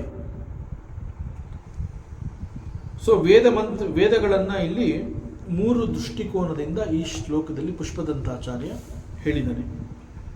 ಹಿ ಕಾಲ್ಸ್ ಮಧುಶ್ಫೀತ. ವೇದಗಳು ಅಂತಂದಾಗ they are as sweet as honey. ವೇದ ಮತ್ತು ವೇದ ಮಂತ್ರಗಳು ಅಂತಂದಾಗ ಅದು ಎಷ್ಟು ಮಧುರವಾಗಿದೆ ಅಂತಂದರೆ, ಒಂದು ಜೇನು ಸವಿದಾಗ ಆ ರುಚಿ ಸವಿರುಚಿ ಅಂತ ಹೇಳ್ತೀವಿ. ಆ ರುಚಿ ಅಷ್ಟು ಮಧುರವಾಗಿತ್ತು. ವೇದ ಮತ್ತು ವೇದ ಮಂತ್ರಗಳು ಕೂಡ ಈ ರೀತಿ ಮಧುರವಾಗಿದೆ, ಜೇನಿನಷ್ಟೇ ಮಧುರವಾಗಿದೆ. ಸೊ ವೇದಗಳು they are very sweet. So if you want to taste ಈ ಒಂದು ವೇದ ಮಂತ್ರಗಳನ್ನು ನೀನು ರುಚಿ ನೋಡಬೇಕು ಅಂತಂದರೆ, ಅದರ ರುಚಿಯನ್ನು ನೀನು ಅನುಭವಿಸಬೇಕು ಅಂತಂದರೆ ನೀನು ಕೂಡ ಅದನ್ನು ಪಠಿಸಬಹುದು. Are you listen to the Veda mantras when someone is Veda ಮಂತ್ರಗಳನ್ನು ಹೇಳ್ತಾ ಇದ್ದಾಗ, when he is chanting, you can just sit and listen. It will give you the same effect. It is so ಮಧುರ. ಆ ಮಂತ್ರಗಳಲ್ಲಿ ಅಂತಹ ಒಂದು ಮಧುರತೆ ಇದೆ. It is so sweet. Either you chant yourself or someone is chanting, you just listen. So it is such a sweet effect allide ಆ ವೇದ ಮಂತ್ರಗಳಲ್ಲಿದೆ. ಶುದ್ಧ Vedic chanting in the right swaras. So ಎಲ್ಲೇ ಆಗಲಿ ಇಂತಹ ಒಂದು ವೇದ ಮಂತ್ರಗಳು ಬಹಳ ಶುದ್ಧವಾಗಿ, ಸಾಮಾನ್ಯವಾಗಿ ನಾವು ಘನಪಂಡಿತರು ಅಂತ ಹೇಳ್ತೀವಿ. ಆ ಘನಪಂಡಿತರು ವೇದವನ್ನು ಪಠಿಸುವಾಗ ನಾವು ಜಸ್ಟ್ ಕೇಳಿಸ್ಕೊಂಡ್ರೆ ಸಾಕು, ನಮ್ಮ ಮೈ ಮನಸ್ಸುಗಳು ಮುದಗೊಳ್ಳುತ್ತವೆ. ಅಷ್ಟು ಚೆನ್ನಾಗಿ, ಅಷ್ಟು ಸಂತೋಷ ಆಗುತ್ತೆ. It is so sweet. ಅದು ಅಷ್ಟೊಂದು ಮನಸ್ಸಿಗೆ ಸಮಾಧಾನವನ್ನು ಕೂಡ ಕೊಡುತ್ತೆ. ಸೊ ಬರೀ ಕೇಳಿದ್ರೆ ಸಾಕು, ಅದು ಅಷ್ಟೊಂದು ಮಧುರತೆಯನ್ನು ಕೊಡುತ್ತೆ ಅಂತಂದ ಮೇಲೆ ಇನ್ನು ಅದನ್ನು ನಾವೇ ಚಾಂಟ್ ಮಾಡಿದ್ರೆ ಇನ್ನೆಷ್ಟು ಮಧುರತೆಯ ಅನುಭವವನ್ನು ನಾವು ಪಡಿಬಹುದು. ಜೊತೆಗೆ ಈ ವೇದ ಮಂತ್ರಗಳನ್ನು ಕೇಳ್ತಾ ಇದ್ರೆ ಅದು ಮತ್ತೊಂದು ಬೇರೆಯದೇ ಲೋಕಕ್ಕೆ ನಮ್ಮನ್ನ ಕರ್ಕೊಂಡು ಹೋದಂಗೆ ಆಗುತ್ತೆ. It is so sweet.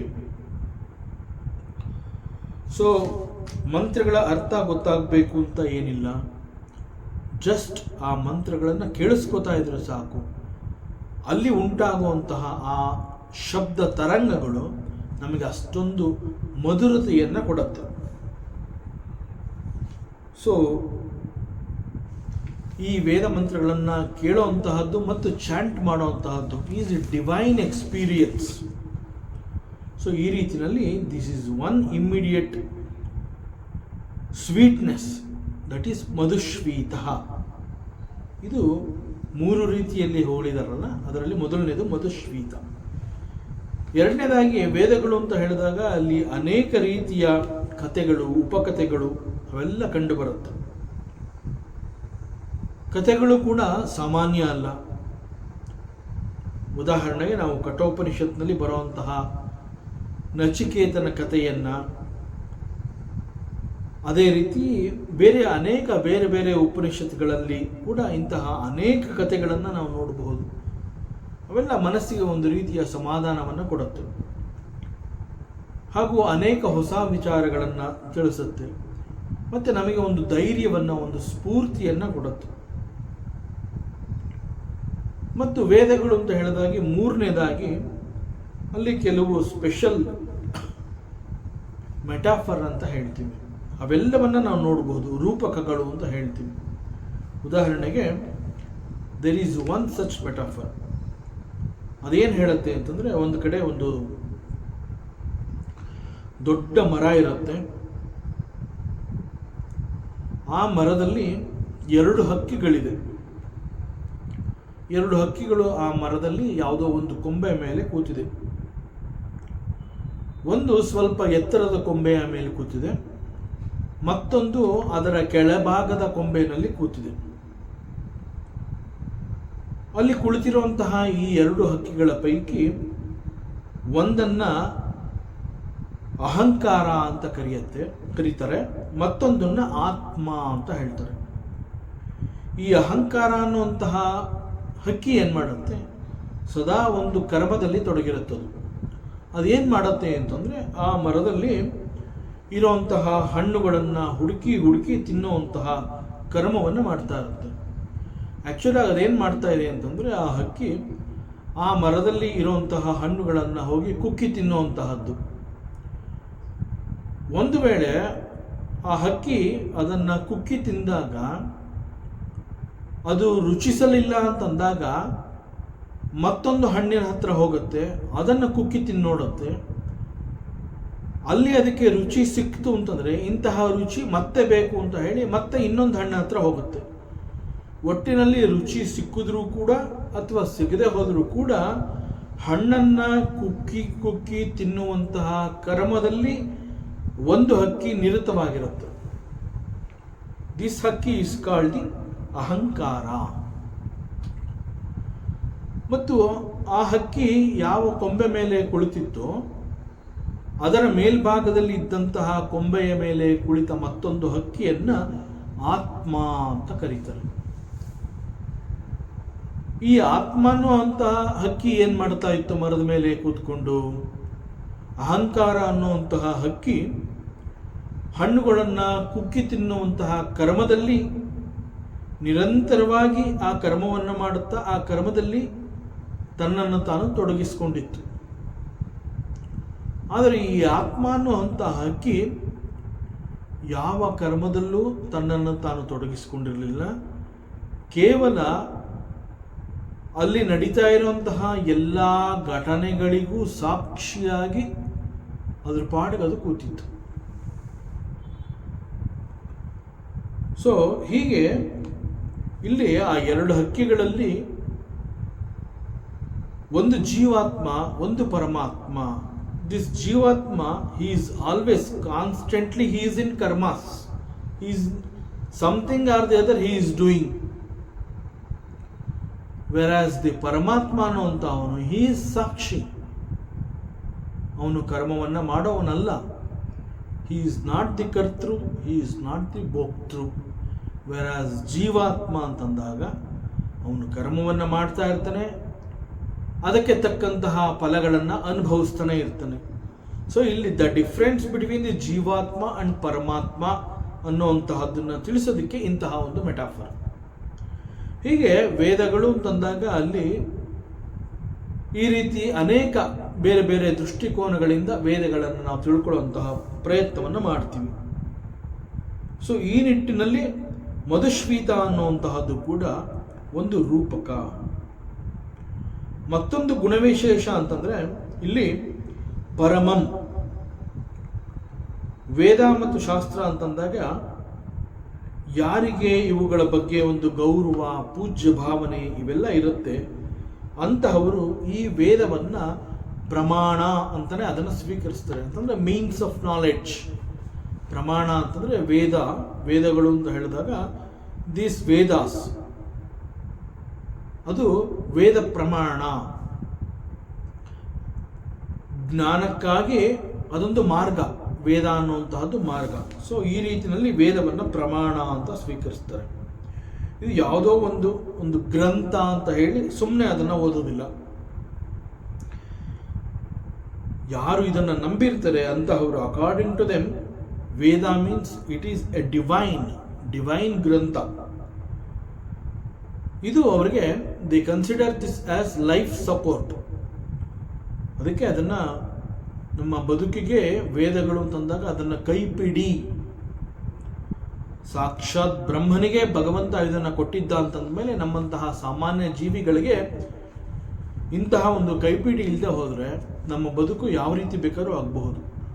So ನಮ್ಮ ಬದುಕು ಸುಂದರವಾಗಿರಬೇಕು, ಬಹಳ ಸಹಜವಾಗಿರಬೇಕು, ಒಂದು ಸಾರ್ಥಕತೆಯನ್ನು ಇದು ಅನುಭವಿಸಬೇಕು ಅಂತ ಹೇಳಿ ಈ ವೇದಗಳು ಕೂಡ ಇವತ್ತಿಗೂ ನಮ್ಮನ್ನು ತಿದ್ದುವಂತಹ ಕೆಲಸವನ್ನು ಮಾಡ್ತಾ ಇದೆ. ಸೊ ಅನೇಕರ ಪ್ರಕಾರ ಇದು it's a life support. So it's a vision of life ಅಂತ ಕೂಡ ಹೇಳ್ತಾರೆ. ಬಹಳ ಶ್ರದ್ಧೆಯಿಂದ ಈ ವೇದವನ್ನು ಓದಿ ತಿಳ್ಕೊತಾರೆ. So Veda means it is ಪರಮಂ for them, it is very ಶ್ರೇಷ್ಠ ಫಾರ್ ದೆಮ್. ಇಷ್ಟೊಂದು ಶ್ರದ್ಧೆ ಇರೋದ್ರಿಂದ ವೇದ ಇಟ್ ಬಿಕಮ್ಸ್ ಅಮೃತಂ. ಸೊ ಇಲ್ಲಿ ಅನುಭವಿಗಳೇನು ಹೇಳ್ತಾರೆ ಅಂತಂದ್ರೆ, ವೇದಾಂತವನ್ನು ಬಹಳ ಶ್ರದ್ಧೆಯಿಂದ ಓದಿದವನು ಅಮೃತತ್ವವನ್ನು ಪಡೀತಾನೆ ಅಂತಂದ್ರೆ. ಅಮೃತತ್ವ ಅಂತಂದ್ರೆ ಏನು? ಅಮೃತತ್ವ ಅಂತಂದ್ರೆ ಅಮರತ್ವ ಅಂತಂದ್ರೆ ಇಲ್ಲಿ ಆತ್ಮ ಈಸ್ ಅವಿನಾಶಿ. ಯಾರು ಈ ವೇದಗಳನ್ನು ಬಹಳ ಶ್ರದ್ಧೆಯಿಂದ ಓದಿ ಅಭ್ಯಾಸ ಮಾಡಿ ಅದನ್ನು ತಿಳ್ಕೊತಾರೆ, ಅಂತಹವರಿಗೆ ನಾನು ಯಾರು ಅನ್ನುವಂತಹ ಒಂದು ಪರಮ ಸತ್ಯ ಗೊತ್ತಾಗತ್ತೆ. ಅದನ್ನು ಇಲ್ಲಿ ಹೇಳ್ತಾ ಇರುವಂತಹದ್ದು. ಅಂತಹವರು ಅಮೃತತ್ವವನ್ನೇ ಪಡ್ಕೋತಾರೆ ಅಂತಂದ್ರೆ ಅವರಿಗೆ ಗೊತ್ತಿರುವಂತಹ ಸತ್ಯ ಏನು ಅಂತಂದ್ರೆ, ನಾನು ಈ ದೇಹ ಅಲ್ಲ, ದೇಹಕ್ಕಿಂತ ಬೇರೆಯದೇ ಆಗಿರುವಂತಹ ನಾನು, ನನಗೆ ಹುಟ್ಟು ಮತ್ತು ಸಾವು ಅನ್ನುವಂತಹದ್ದಿಲ್ಲ. ಹುಟ್ಟು ಮತ್ತು ಸಾವು ಅನ್ನುವಂತಹದ್ದು ದೇಹಕ್ಕೆ ಸಂಬಂಧಪಟ್ಟಿರುವಂತಹದ್ದು. ಆದ್ದರಿಂದ ಈ ದೇಹಕ್ಕೆ ಒಂದು ಜನ್ಮವಾಗಿದೆ ಅಂತಂದ ಮೇಲೆ ಎಂದೋ ಒಂದು ದಿನ ಅದಕ್ಕೆ ಮರಣ ಅನ್ನುವಂತಹದ್ದು ಕೂಡ ನಿಶ್ಚಿತ. Since I am different from this body, this truth I came to understand after the study of Vedas. So ಈ ಅರ್ಥದಲ್ಲಿ ಯಾರು ವೇದಾಂತವನ್ನು ಬಹಳ ಶ್ರದ್ಧೆಯಿಂದ ಓದಿ ಅಭ್ಯಾಸ ಮಾಡಿ ಅದನ್ನು ಅರ್ಥ ಮಾಡ್ಕೋತಾರೆ ಅಂತಹವರು ಅಮೃತತ್ವವನ್ನೇ ಪಡ್ಕೋತಾರೆ. ಈ ಪ್ರಕಾರ ಅವರು ಹೇಳಿರುವಂತಹದ್ದು. ಸೊ ಹೀಗೆ ವೇದಗಳು ಅಂತಂದಾಗ ಅಲ್ಲಿ 3 ವೈಶಿಷ್ಟ್ಯಗಳನ್ನು ನಾವು ನೋಡಬಹುದು. ಒಂದು ಮಧುಶ್ವೇತ, ಮತ್ತೊಂದು ಪರಮಂ, ಇಟ್ ಈಸ್ ವೆರಿ ಶ್ರೇಷ್ಠ, ಡಿವೈನ್, ಅಂಡ್ ಇಟ್ ಈಸ್ ಅಮೃತತ್ವ, ಇಟ್ ಈಸ್ ಅವಿನಾಶಿ, ಅದಕ್ಕೆ ನಾಶ ಅನ್ನುವಂತಹದ್ದೇ ಇಲ್ಲ. ಸೊ ಇಲ್ಲಿ ಪುಷ್ಪದಂತಾಚಾರ್ಯ ಭಗವಂತನಿಗೆ ಹೇಳ್ತಾ ಇದ್ದಾನೆ, ಹೇ ಪುರಮತನ, ತನ್ನ ಇಷ್ಟದೈವ ಶಿವನನ್ನ, ಪುರಮತನ ತ್ರಿಪುರಾಸುರನನ್ನ ಸಂಹಾರ ಮಾಡಿದವನೇ, ಭವತಃ ಗುಣಕಥನ ಪುಣ್ಯೇನ ತು ಏತಾಂ ವಾಣಿಂ ಪುನಾಮಿ ಇತಿ ಅಸ್ಮಿನ್ ಅರ್ಥೆ ಮಮ ಬುದ್ಧಿ ವ್ಯವಸಿತ. ಹೇ ಪರಮಾತ್ಮ, ನೀನು ಈಗಾಗಲೇ ನಿನ್ನ ಗುಣಗಾನವನ್ನ ಮಾಡಿಕೊಂಡಿದೀಯ. Nobody can match it. ಹೇಗೆ ಮಾಡ್ಕೊಂಡಿದ್ಯಾ ಅಂತಂದ್ರೆ, ವೇದ ಮಂತ್ರಗಳೇ ನಿನ್ನನ್ನು ಈ ರೀತಿ ನಿನ್ನನ್ನು ಸ್ತುತಿ ಮಾಡ್ತಾ ಇದೆ, ಗುಣಗಾನವನ್ನು ಮಾಡ್ತಾ ಇದೆ. ವಾಸ್ತವ ಹೀಗಿರೋದ್ರಿಂದ ನಿನ್ನ ಮಹಿಮೆ ಮತ್ತು ಶಕ್ತಿಯನ್ನ ನನ್ನ ಕೈನಲ್ಲಿ ಹಾಡಿ ಹೊಗಳೋದಿಕ್ಕೆ ಸಾಧ್ಯವಾಗತ್ತಾ? ನಾನು ಈ ಕೆಲಸವನ್ನು ಮಾಡೋದಿಕ್ಕಾಗತ್ತಾ? ನನ್ನಿಂದ ನಿನ್ನನ್ನು ಸ್ತುತಿ ಮಾಡೋದಕ್ಕೆ ಸಾಧ್ಯವೇ ಇಲ್ಲ. ಹಾಗಂತ ಹೇಳಿ it is not that I should not praise you, ನಿನ್ನನ್ನು ಹಾಡಿ ಹೊಗಳಬಾರ್ದು ಅಂತ ಅಲ್ಲ, ಆ ಯೋಗ್ಯತೆ ಅಷ್ಟು ಶಕ್ತಿ ನನ್ನಲ್ಲಿಲ್ಲ ಅಂತ ಹೇಳ್ತಾ ಇರೋಂತಹದ್ದು. ಇನ್ಫ್ಯಾಕ್ಟ್ ಭಗವಂತ ನಿನ್ನನ್ನು ಹಾಡಿ ಹೊಗಳೋದಕ್ಕೆ ಒಂದು ಅವಕಾಶ ಸಿಕ್ಕಿದೆ ಅಂತಂದರೆ ಅದಕ್ಕಿಂತ ದೊಡ್ಡದು ಬೇರೆ ಇನ್ನೊಂದು ನನಗಿಲ್ಲ. ಅಂತಹ ಅವಕಾಶ ಸಿಕ್ಕಿದೆ ಅಂತಂದರೆ ಇಟ್ ಈಸ್ ಯುವರ್ ಬ್ಲೆಸ್ಸಿಂಗ್. ಆದರೆ ಇಲ್ಲಿ ನಾನು ನಯವಾಗಿ ತಿರಸ್ಕರಿಸ್ತಾ ಇರೋದು ಯಾತಕ್ಕೆ ಅಂತಂದರೆ, ನಿನ್ನನ್ನು ಹಾಡಿ ಹೊಗಳಿ ಸ್ತುತಿ ಮಾಡೋಷ್ಟು ನೈಪುಣ್ಯತೆ ನನ್ನಲ್ಲಿ ಇಲ್ಲವಲ್ಲ ಅಂತ ಹೇಳಿ ನನ್ನ ಅಲ್ಪ ಶಕ್ತಿಯನ್ನು ನಾನು ನಿನ್ನ ಮುಂದೆ ಹೇಳ್ಕೊತಾ ಇದ್ದೀನಿ. ಸಾಕ್ಷಾತ್ ವೇದ ಮಂತ್ರಗಳು ನಿನ್ನನ್ನು ಹೇಗೆ ಗುಣಗಾನ ಮಾಡ್ತಾ ಇದೆ, ನಿನ್ನನ್ನು ಹೇಗೆ ಹಾಡಿ ಹೊಗಳ್ತಾ ಇದೆ ಅಂತಂದರೆ ನಿನ್ನ ಸ್ವರೂಪವನ್ನು ಅದು ತಿಳಿಸ್ಕೊಡ್ತಾ ಇದೆ. ಆದರೆ ನಾನು ಅಲ್ಪ ಬುದ್ಧಿ ಉಳ್ಳವನು, ನಿನ್ನ ಸ್ವರೂಪವನ್ನು ಅರ್ಥ ಮಾಡ್ಕೊಳ್ಳುವಂತಹ ಶಕ್ತಿಯಾಗಲಿ ನಿನ್ನನ್ನು ಗುಣಗಾನ ಮಾಡುವಂತಹ ಶಕ್ತಿಯಾಗಲಿ ನನ್ನಲ್ಲಿ ಇಲ್ಲ. ನಿನ್ನ ಬಗ್ಗೆ ನೀನೇ ಮಾಡಿಕೊಂಡಿರುವಂತಹ ಗುಣಗಾನದ ಮುಂದೆ ನನ್ನದೇನೂ ಲೆಕ್ಕಕ್ಕಿಲ್ಲ ಅಪ್ಪ. ಬಿಕಾಸ್ ವೇದ ಮಂತ್ರಗಳು ನಿನ್ನನ್ನು ಹಾಡಿ ಹೊಗಳ್ತಾ ಇದೆ ಅಂತಂದರೆ ಯು ಆರ್ ದಿ ಕಾರಣಕರ್ತ ಫಾರ್ ದಿ ವೇದ ಮಂತ್ರಗಳು. ವೇದ ಅಂಡ್ ವೇದ ಮಂತ್ರಗಳು ಹೊರಬರೋದಕ್ಕೆ ನೀನೇ ಕಾರಣಕರ್ತ. Vedas are manifested because of you. So ಅದರಿಂದ ಅಲ್ಲಿ ವೇದ ಮಂತ್ರಗಳು ನಿನ್ನನ್ನು ಹಾಡಿ ಹೊಗಳ್ತಾ ಇದೆ ಅಂತಂದರೆ ನಿನ್ನನ್ನು ನೀನೇ ಗುಣಗಾನ ಮಾಡ್ಕೋತಾ ಇದೆಯಾ ಅಂತ ಅರ್ಥ. ನಿನ್ನನ್ನು ನೀನೇ ನನಗೆ ತೋರಿಸ್ಕೊಡ್ತಾ ಇದೆಯಾ, ಎಷ್ಟು ಚೆನ್ನಾಗಿ ತೋರಿಸ್ಕೊಡ್ತಾ ಇದೆಯಾ. ಅಂತಹ ನೈಪುಣ್ಯತೆ ನನ್ನಲ್ಲಿ ಇಲ್ಲ. ನಾನು ಅಲ್ಪ ಬುದ್ಧಿಮಾನ್, ನಾನು ಅಲ್ಪ ಶಕ್ತಿ ಇರೋಂತಹವನು ನಾನು. ಈ ಕಾರಣದಿಂದ ನನಗೆ ಅಷ್ಟು ಶಕ್ತಿ ಇಲ್ಲ ಅಂತ ಹೇಳ್ಕೊತಾ ಇದ್ದೀನಿ.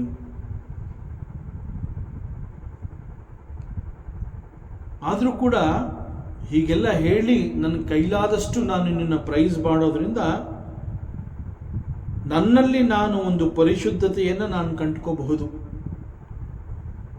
ಈ ಒಂದು ಮುಖ್ಯ ಉದ್ದೇಶದಿಂದ ನಾನು ಇಂತಹ ಒಂದು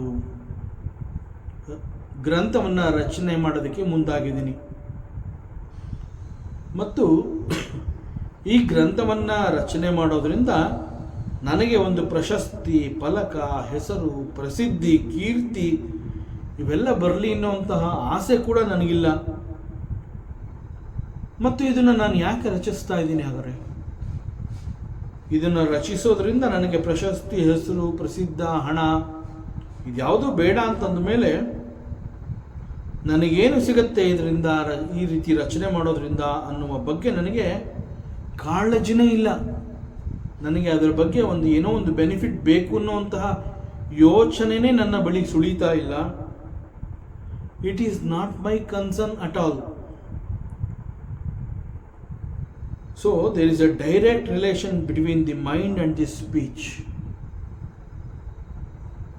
ವಾಣಿ ಅಂಡ್ ಮನ, ವಾಂಗ್ ಮನ ಅಂತ ಹೇಳ್ತಾರೆ. So speech getting purified means mind also gets purified. So ಸಾಮಾನ್ಯವಾಗಿ ನಾವೇನು ಯೋಚನೆ ಮಾಡ್ತೀವಿ, ನಾವೇನು ಯೋಚನೆ ಮಾಡಿರ್ತೀವಿ ಅದನ್ನೇ ಮಾತನಾಡ್ತೀವಿ. ಅದೇ ರೀತಿ ನಾವು ಒಳ್ಳೆಯದನ್ನೇ ಮಾತನಾಡ್ತಾ ಇದ್ದೀವಿ ಅಂತಂದರೆ ನಮ್ಮ ಮನಸ್ಸು ಕೂಡ ಒಳ್ಳೆಯದಾಗೇ ಇರುತ್ತೆ, ಒಳ್ಳೊಳ್ಳೆ ಯೋಚನೆಗಳನ್ನೇ ಮಾಡ್ತಾ ಇರುತ್ತೆ. ವಿತ್ ದಿಸ್ ಮೋಟಿವೇಶನ್, ನನ್ನಲ್ಲಿ ಸದಾ ಒಳ್ಳೆಯತನ ಇರಲಿ, ಒಳ್ಳೆಯ ಯೋಚನೆಗಳನ್ನು ಮಾಡಲಿ, ಒಳ್ಳೆಯ ಮನಸ್ಸನ್ನು ಹೊಂದಲಿ ಅಂತ ಹೇಳಿ to purify my speech and ಮನಸ್ಸು I started composing this grantha. ಈಗ ಪುಷ್ಪದಂತಾಚಾರ್ಯ ಗ್ರೇಟ್ನೆಸ್ ಆಫ್ ಶಿವ ಅದನ್ನು ಹೇಳ್ತಾ ಇದ್ದಾನೆ. ತವೈಶ್ವರ್ಯಂ ಯತ್ತತ್ ಜಗದುದಯ ರಕ್ಷ ಪ್ರಲಯ ಕೃತ್ ತ್ರಯೀವಸ್ತು ವ್ಯಸ್ತಂ ತಿಸೃಷು ಗುಣಭಿನ್ನಾಸು ತನುಷು ಅಭವ್ಯ ನಾಮಸ್ಮಿನ್ ವರದ ರಮಣೀಯಾಮ ರಮಣೀಂ ವಿಹಂತುಂ ವ್ಯಾಕ್ರೋಶಿಂ ವಿದದತ ಇಹೈಕೆ ಜಡದಿಯಃ. ಪರಮಾತ್ಮನನ್ನ ಹೇ ವರದ ಅಂತ ಕರೀತಾ ಇದ್ದಾನೆ ಪುಷ್ಪದಂತಾಚಾರ್ಯ. ವರದ ಅಂತಂದರೆ ನಮಗೆ ಬೇಕಾಗಿರುವಂತಹ ವರಗಳನ್ನು ಕರುಣಿಸುವವನು ಭಗವಂತ. ಸೊ ಈ ಅರ್ಥದಲ್ಲಿ he is Varada. So hey ವರದ, ಹೇ ಪರಮಾತ್ಮ,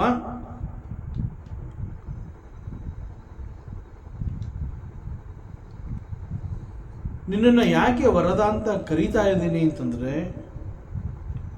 it is your very nature.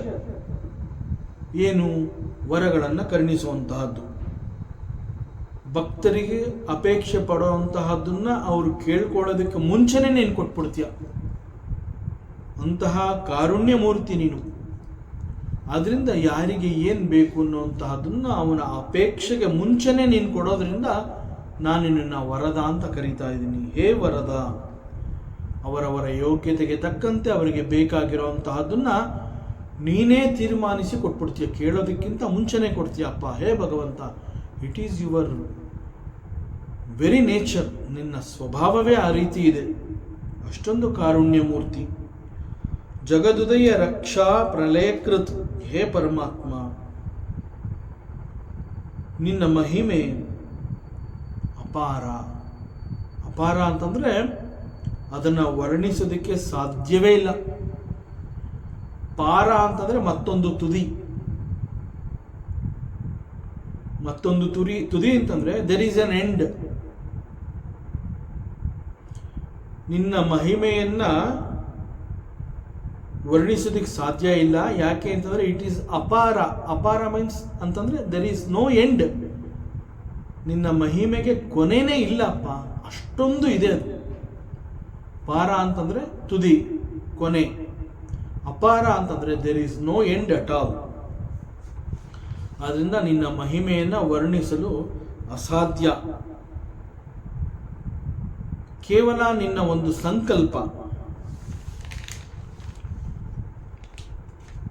ಕೇವಲ ನೀನು ಒಂದು ಸಂಕಲ್ಪವನ್ನು ಮಾಡಿದೀಯಾ, ಆ ಸಂಕಲ್ಪದ ಪ್ರಕಾರ ಅನೇಕಗಳಿಂದ ಕೂಡಿರುವಂತಹ ಈ ಜಗತ್ತನ್ನು ನೀನು ಸೃಷ್ಟಿ ಮಾಡಿದೀಯ. ಇಟ್ ಈಸ್ ಜಸ್ಟ್ ಒನ್ ಸಂಕಲ್ಪ. ಒಂದೇ ಒಂದು ಸಂಕಲ್ಪ ಮಾಡಿ ಇಷ್ಟು ದೊಡ್ಡ ಜಗತ್ತನ್ನು ನಿರ್ಮಿಸಿ, ಅಷ್ಟು ದೊಡ್ಡ ಜಗತ್ತಿನಲ್ಲಿ ಅನೇಕಗಳನ್ನು ತುಂಬಿಸಿ ಇಟ್ಟಿದೆಯಾ. ಒಂದ ಎರಡ ಅಲ್ಲಿ ಅನೇಕಗಳಿದೆ. ಅಷ್ಟು ಮಾತ್ರ ಅಲ್ಲ ಅಪ್ಪ, ಅವೆಲ್ಲವನ್ನ ನಿರ್ಮಿಸಿದ ನಂತರ ಅಂತಂದರೆ ಸೃಷ್ಟಿಯ ನಂತರದಲ್ಲಿ ನೀನೇ ಮಾಡಿದಂತಹ ಈ ಸೃಷ್ಟಿಯನ್ನ ರಕ್ಷಿಸುವ ಕೆಲಸ ಕೂಡ ನಿನ್ನದೇ ಆಗಿದೆ. ಅಂತಂದ್ರೆ ಇದನ್ನೆಲ್ಲ ಪಾಲನೆ ಪೋಷಣೆ ಮಾಡೋದು ಕೂಡ ನಿಂದೇ ಆಗೋಗಿದೆ. ಆದ್ರಿಂದ ನಿನ್ನ ಸಂಕಲ್ಪ ಅಂತಂದಾಗ ಅದಕ್ಕೆ ಒಂದು ಉದ್ದೇಶ ಇರುತ್ತಪ್ಪ. ಆ ಉದ್ದೇಶದ ಪ್ರಕಾರ ನಿನ್ನ ಉದ್ದೇಶ ನನಗೆ ಅರ್ಥ ಆಗದೆ ಹೋದರೂ ಕೂಡ ಆ ಒಂದು ಉದ್ದೇಶದ ಕಾರಣದಿಂದ ಜಗತ್ತಿನ ನಿರ್ಮಾಣವನ್ನು ಮಾಡಿ ನಿರ್ಮಿಸಿದ ಜಗತ್ತಿನಲ್ಲಿ ಅನೇಕಗಳನ್ನು ಕೂಡ ಇಟ್ಟಿದ್ಯಾ. ನಂತರದಲ್ಲಿ ಅದನ್ನು ರಕ್ಷಿಸಿ ಪಾಲಿಸಿ ಪೋಷಣೆಯನ್ನು ಕೂಡ ನೀನೇ ಮಾಡ್ತಾ ಇದೀಯ. ಈ ಪ್ರಕಾರ ಯಾವ ಒಂದು ಉದ್ದೇಶವನ್ನು ಇಟ್ಕೊಂಡು ಇಂತಹ ಒಂದು ಸೃಷ್ಟಿಗೆ ನೀನು ಕೈ ಹಾಕಿ ಅದನ್ನು ನಡೆಸ್ಕೊಂಡು ಬಂದಿದೆಯಾ, ಅಂತಹ ಒಂದು ಉದ್ದೇಶ ನೆರವೇರಿತು ಅಂತಂದಾಗ ಮುಂದೆ ಅದರ ನಾಶಕ್ಕೆ ಕೂಡ ನೀನೇ ಕಾರಣ ಅಪ್ಪ. ಅದು ಪ್ರಳಯ ಅನ್ನುವ ಹೆಸರಿನಲ್ಲಿ ಅದು ನಿನ್ನಲ್ಲೇ ಬಂದು ನಿನ್ನಲ್ಲೇ ಒಂದಾಗಿ ಹೋಗುತ್ತೆ. ಅದರಿಂದ ನಿನ್ನಲ್ಲಿಯೇ ಡಿಸಾಲ್ವ್ ಆಗುವಂತೆ ಕೂಡ ನೀನು ಮಾಡ್ತೀಯ. ಎಷ್ಟು ಶಕ್ತಿಯನ್ನು ಹೊಂದಿದೆಯಾ ನೀನು. ನಿನ್ನಿಂದಲೇ ಜಗತ್ತನ್ನು ಹೊರಗಡೆ ತೆಗಿತೀಯ, ಜಗತ್ತನ್ನು ನೀನೇ ಪಾಲಿಸ್ತೀಯ. ಉದ್ದೇಶದ ನಂತರದಲ್ಲಿ ಅದೇ ಜಗತ್ತನ್ನು ನಿನ್ನಲ್ಲೇ ತಂದುಕೋತೀಯ. ವಿ ಕಾಲ್ ಇಟ್ ಪ್ರಳಯ. ಸೊ ಈ ರೀತಿಯೆಲ್ಲ ನೀನು ಮಾಡ್ತಾ ಇದೆಯಾ ಅಂತಂದರೆ ನೀನು ಎಷ್ಟು ಶಕ್ತಿವಂತಪ್ಪ. ನಿನ್ನ ಈ ಮಹಿಮೆಯನ್ನು ಅರ್ಥ ಮಾಡ್ಕೊಳ್ಳೋದೇ ಕಷ್ಟ. ಯಾಕೆ ಅಂತಂದರೆ ಪ್ರಳಯ ಅಂತಂದಾಗ ಇಟ್ ಈಸ್ ನಾಶ. ಸೊ ನಾಶ ಅನ್ನುವಂತಹದ್ದು ನಮ್ಮ ಮನೋಧೈರ್ಯವನ್ನು ಕುಸಿಯುವಂತೆ ಮಾಡುತ್ತೆ. ಬಟ್ ಇನ್ ಯುವರ್ ಸಂಕಲ್ಪ, ಬಿಕಾಸ್ ಆಫ್ ಎ ಉದ್ದೇಶ, ನೀವೊಂದು ಜಗತ್ತನ್ನು ಸೃಷ್ಟಿ ಮಾಡಿದೆಯಾ. ಸೃಷ್ಟಿ ಮಾಡಿದ್ಮೇಲೆ ಅದನ್ನು ಪೋಷಣೆ ಮಾಡಿದೆಯಾ. ಆ ಉದ್ದೇಶದ ನಂತರದಲ್ಲಿ ಈ ಜಗತ್ತು ಬೇಡ ಅಂತ ಹೇಳಿದಾಗ ಅದನ್ನು ಬೇರೆ ಎಲ್ಲೋ ಹೋಗಿ ಬಿಡಲಿಲ್ಲ, ನಿನ್ನಲ್ಲಿಯೇ ಡಿಸಾಲ್ವ್ ಮಾಡಿಕೊಂಡೆ. ಆದರೆ ನಮ್ಮ ಮನಸ್ಸಿಗೆ ಅದು ಅರ್ಥ ಆಗದೆ ಇರೋದ್ರಿಂದ ಅದನ್ನು ನಾವು ನಾಶ, ಪ್ರಳಯ ಅಂತ ಕರೆದು ಹೆದರ್ಕೋತೀವಿ. ನಾವು ನಾಶ ಮತ್ತು ಪ್ರಳಯ ಅಂತಂದಾಗ ನಾವು ಬೇರೆ ಎಲ್ಲೋ ಹೋಗೋದಿಲ್ಲ, ನಿನ್ನಲ್ಲೇ ಬಂದು ಸೇರ್ಕೋತೀವಿ. ನಿನ್ನಲ್ಲೇ ಬಂದು ಸೇರ್ಕೊಳ್ಳೋಂತಹ ಅಷ್ಟು ದೊಡ್ಡ ಸತ್ಯವನ್ನು ನಾನು ಸ್ವೀಕಾರ ಮಾಡೋದಕ್ಕೆ ಆಗದೆ ಇರೋದ್ರಿಂದ ಇಂತಹ ದೊಡ್ಡ ಮಹಿಮೆಯನ್ನು ಅರ್ಥ ಮಾಡ್ಕೊಳ್ಳೋದು ಬಹಳ ಕಷ್ಟ. ತ್ರೈವಸ್ತು, you are the one from whom ವೇದಗಳು ಸಿಗೋ ಹಾಗಾಯಿತು. ಆ ವೇದಗಳ ಸಾರವೇ ನೀನಾಗಿದೀಯ. ಮತ್ತು ವಸ್ತು ಅಂತಂದರೆ ತ್ರೈವಸ್ತು ಗುಣಭಿನ್ನಾಸು ತಿಸೃಷು ತನುಷು ವ್ಯಸ್ತಂ. ಬೇರೆ ಬೇರೆ ಗುಣಗಳ ಕಾರಣದಿಂದ you alone appear in 3 different forms. Paramatma ನೀನೊಬ್ಬನೇಪ್ಪ, ಆದರೆ because of the gunas you appear in 3 different forms. So ನಿನ್ನ ಸಂಕಲ್ಪ ಅಂತಂದರೆ ಇಟ್ ಈಸ್ ಸೋ ಗ್ರೇಟ್. ಸಂಕಲ್ಪದ ಹಿಂದೆ ಒಂದು ಉನ್ನತ ಉದ್ದೇಶ ಕೂಡ ಇರುತ್ತೆ. ಈ ಪ್ರಕಾರ ಒಂದು ಸೃಷ್ಟಿ ಆಗಬೇಕು ಅಂತಂದಾಗ ಮತ್ತು ಆ ಸೃಷ್ಟಿ ಚೆನ್ನಾಗಿ ನಡಿಬೇಕು ಅಂತಂದಾಗ,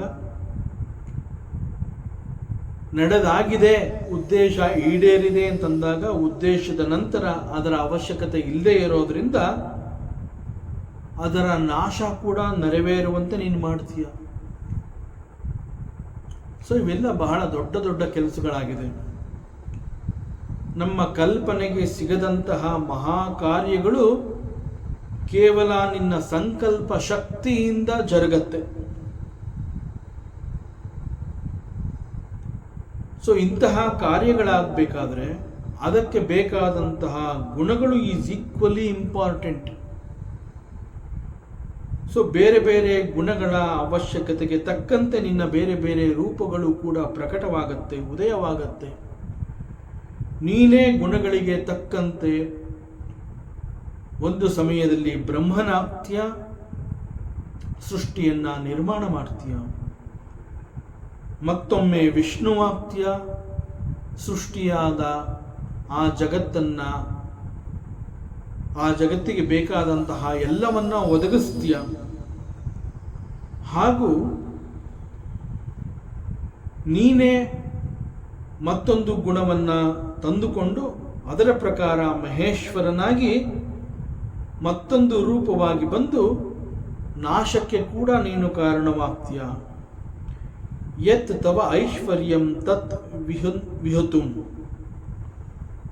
so this great glory of yours, ಇಷ್ಟೊಂದು ದೊಡ್ಡ ದೊಡ್ಡ ಲೀಲೆಯ ಮಹಿಮೆಗಳು ನಿನ್ನಿಂದ ನಡೀತಾ ಇದ್ರು ಕೂಡ ಏನೂ ಇಲ್ಲದಂತೆ, ಏನೂ ಗೊತ್ತಿಲ್ಲದಂತೆ ಸೌಮ್ಯವಾಗಿ ಇರ್ತೀಯಪ್ಪ ನೀನು. ಇಹ ಜಡದಿಯ ಏಕೆ. ಇಲ್ಲಿ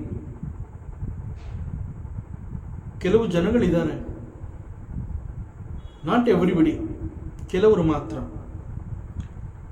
ಆ ಕೆಲವು ಜನಗಳಲ್ಲಿ ಒಂದು ಪ್ರಶ್ನೆ ಇದೆ. They have A question. ಅವರು ಹೇಳುವ ಕೆಲವು ವಿಚಾರಗಳು ಸಾಧಕನ ಸಾಧನೆಯಲ್ಲಿ ಅವನಿಗೆ ಕನ್ಫ್ಯೂಸ್ ಆಗುವ ಹಾಗೆ ಅವರಲ್ಲಿ ಪ್ರಶ್ನೆ ಕೂಡ ಮೂಡಿದೆಪ್ಪ. ಯಾಕೆ ಕೆಲವರಿಗೆ ಇಂತಹ ಒಂದು ಪ್ರಶ್ನೆ ಬಂದಿದೆ ಅಂತಂದ್ರೆ, ನಿನ್ನ ಮಹಿಮೆ, ನಿನ್ನ ಲೀಲೆ ಅಷ್ಟು ಸುಲಭವಾಗಿ ಅರ್ಥ ಮಾಡ್ಕೊಳ್ಳೋದಕ್ಕಾಗೋದಿಲ್ಲ. ಎಲ್ಲೋ ಕೆಲವರಿಗೆ ಅರ್ಥ ಆಗುತ್ತೆ, ಅನೇಕರಿಗೆ ಅರ್ಥ ಆಗೋದಿಲ್ಲ. ಆ ಅನೇಕರಲ್ಲಿ ಕೆಲವರು ಧೈರ್ಯವಾಗಿ ಪ್ರಶ್ನೆಯನ್ನು ಮಾಡ್ತಾರೆ. ಆ ಅನೇಕರಿಗೆ ಪ್ರಶ್ನೆ ಇರುತ್ತೆ, ಆ ಪ್ರಶ್ನೆಯನ್ನು ಹೊರತರುವಂತಹ ಕೆಲಸವನ್ನು ಕೇವಲ ಕೆಲವರು ಮಾತ್ರ ಮಾಡ್ತಾರೆ. ಕೆಲವರು ಅಂತಹ ಪ್ರಶ್ನೆಯನ್ನು ಮಾಡಿದಾಗ ನಿನ್ನನ್ನು ಮತ್ತು ನಿನ್ನ ಮಹಿಮೆಯನ್ನು ನಂಬಿ ಸಾಧನೆಯನ್ನು ಮಾಡ್ತಾ ಇರುವಂತಹ ಸಾಧಕನ ಮನದಲ್ಲೂ ಕೂಡ ಸಂಶಯ ಮೂಡಿ ಬರುತ್ತೆ. ಅಂತಹ ಪ್ರಶ್ನೆಗಳನ್ನು ಮಾಡ್ತಾರೆ. ಮತ್ತಷ್ಟು ವಿಚಾರಗಳಿದೆ, ಮುಂದಿನ ಅವಕಾಶದಲ್ಲಿ ಮತ್ತೆ ಮುಂದುವರಿಸೋಣ. ಓಂ ಪೂರ್ಣಮದಃ ಪೂರ್ಣಮಿದಂ ಪೂರ್ಣಾತ್ ಪೂರ್ಣಮುದಚ್ಯತೆ ಪೂರ್ಣಸ್ಯ ಪೂರ್ಣಮಾದಾಯ ಪೂರ್ಣಮೇವಾವಶಿಷ್ಯತೆ. ಓಂ ಶಾಂತಿ ಶಾಂತಿ ಶಾಂತಿ. ಹರಿ ಓಂ. ಶ್ರೀ ಗುರುಭ್ಯೋ ನಮಃ. ಹರಿ ಓಂ. ಈ ದಿನದ ಪ್ರವಚನ ಸೇವೆಯನ್ನು ಪರಮಾತ್ಮ ಶ್ರೀಕೃಷ್ಣನ ಪಾದಚರಣಗಳಲ್ಲಿ ಅತ್ಯಂತ ಭಕ್ತಿಯಿಂದ ಶ್ರದ್ಧೆಯಿಂದ ಅರ್ಪಿಸೋಣ. ಶ್ರೀಕೃಷ್ಣಾರ್ಪಣಮಸ್ತು.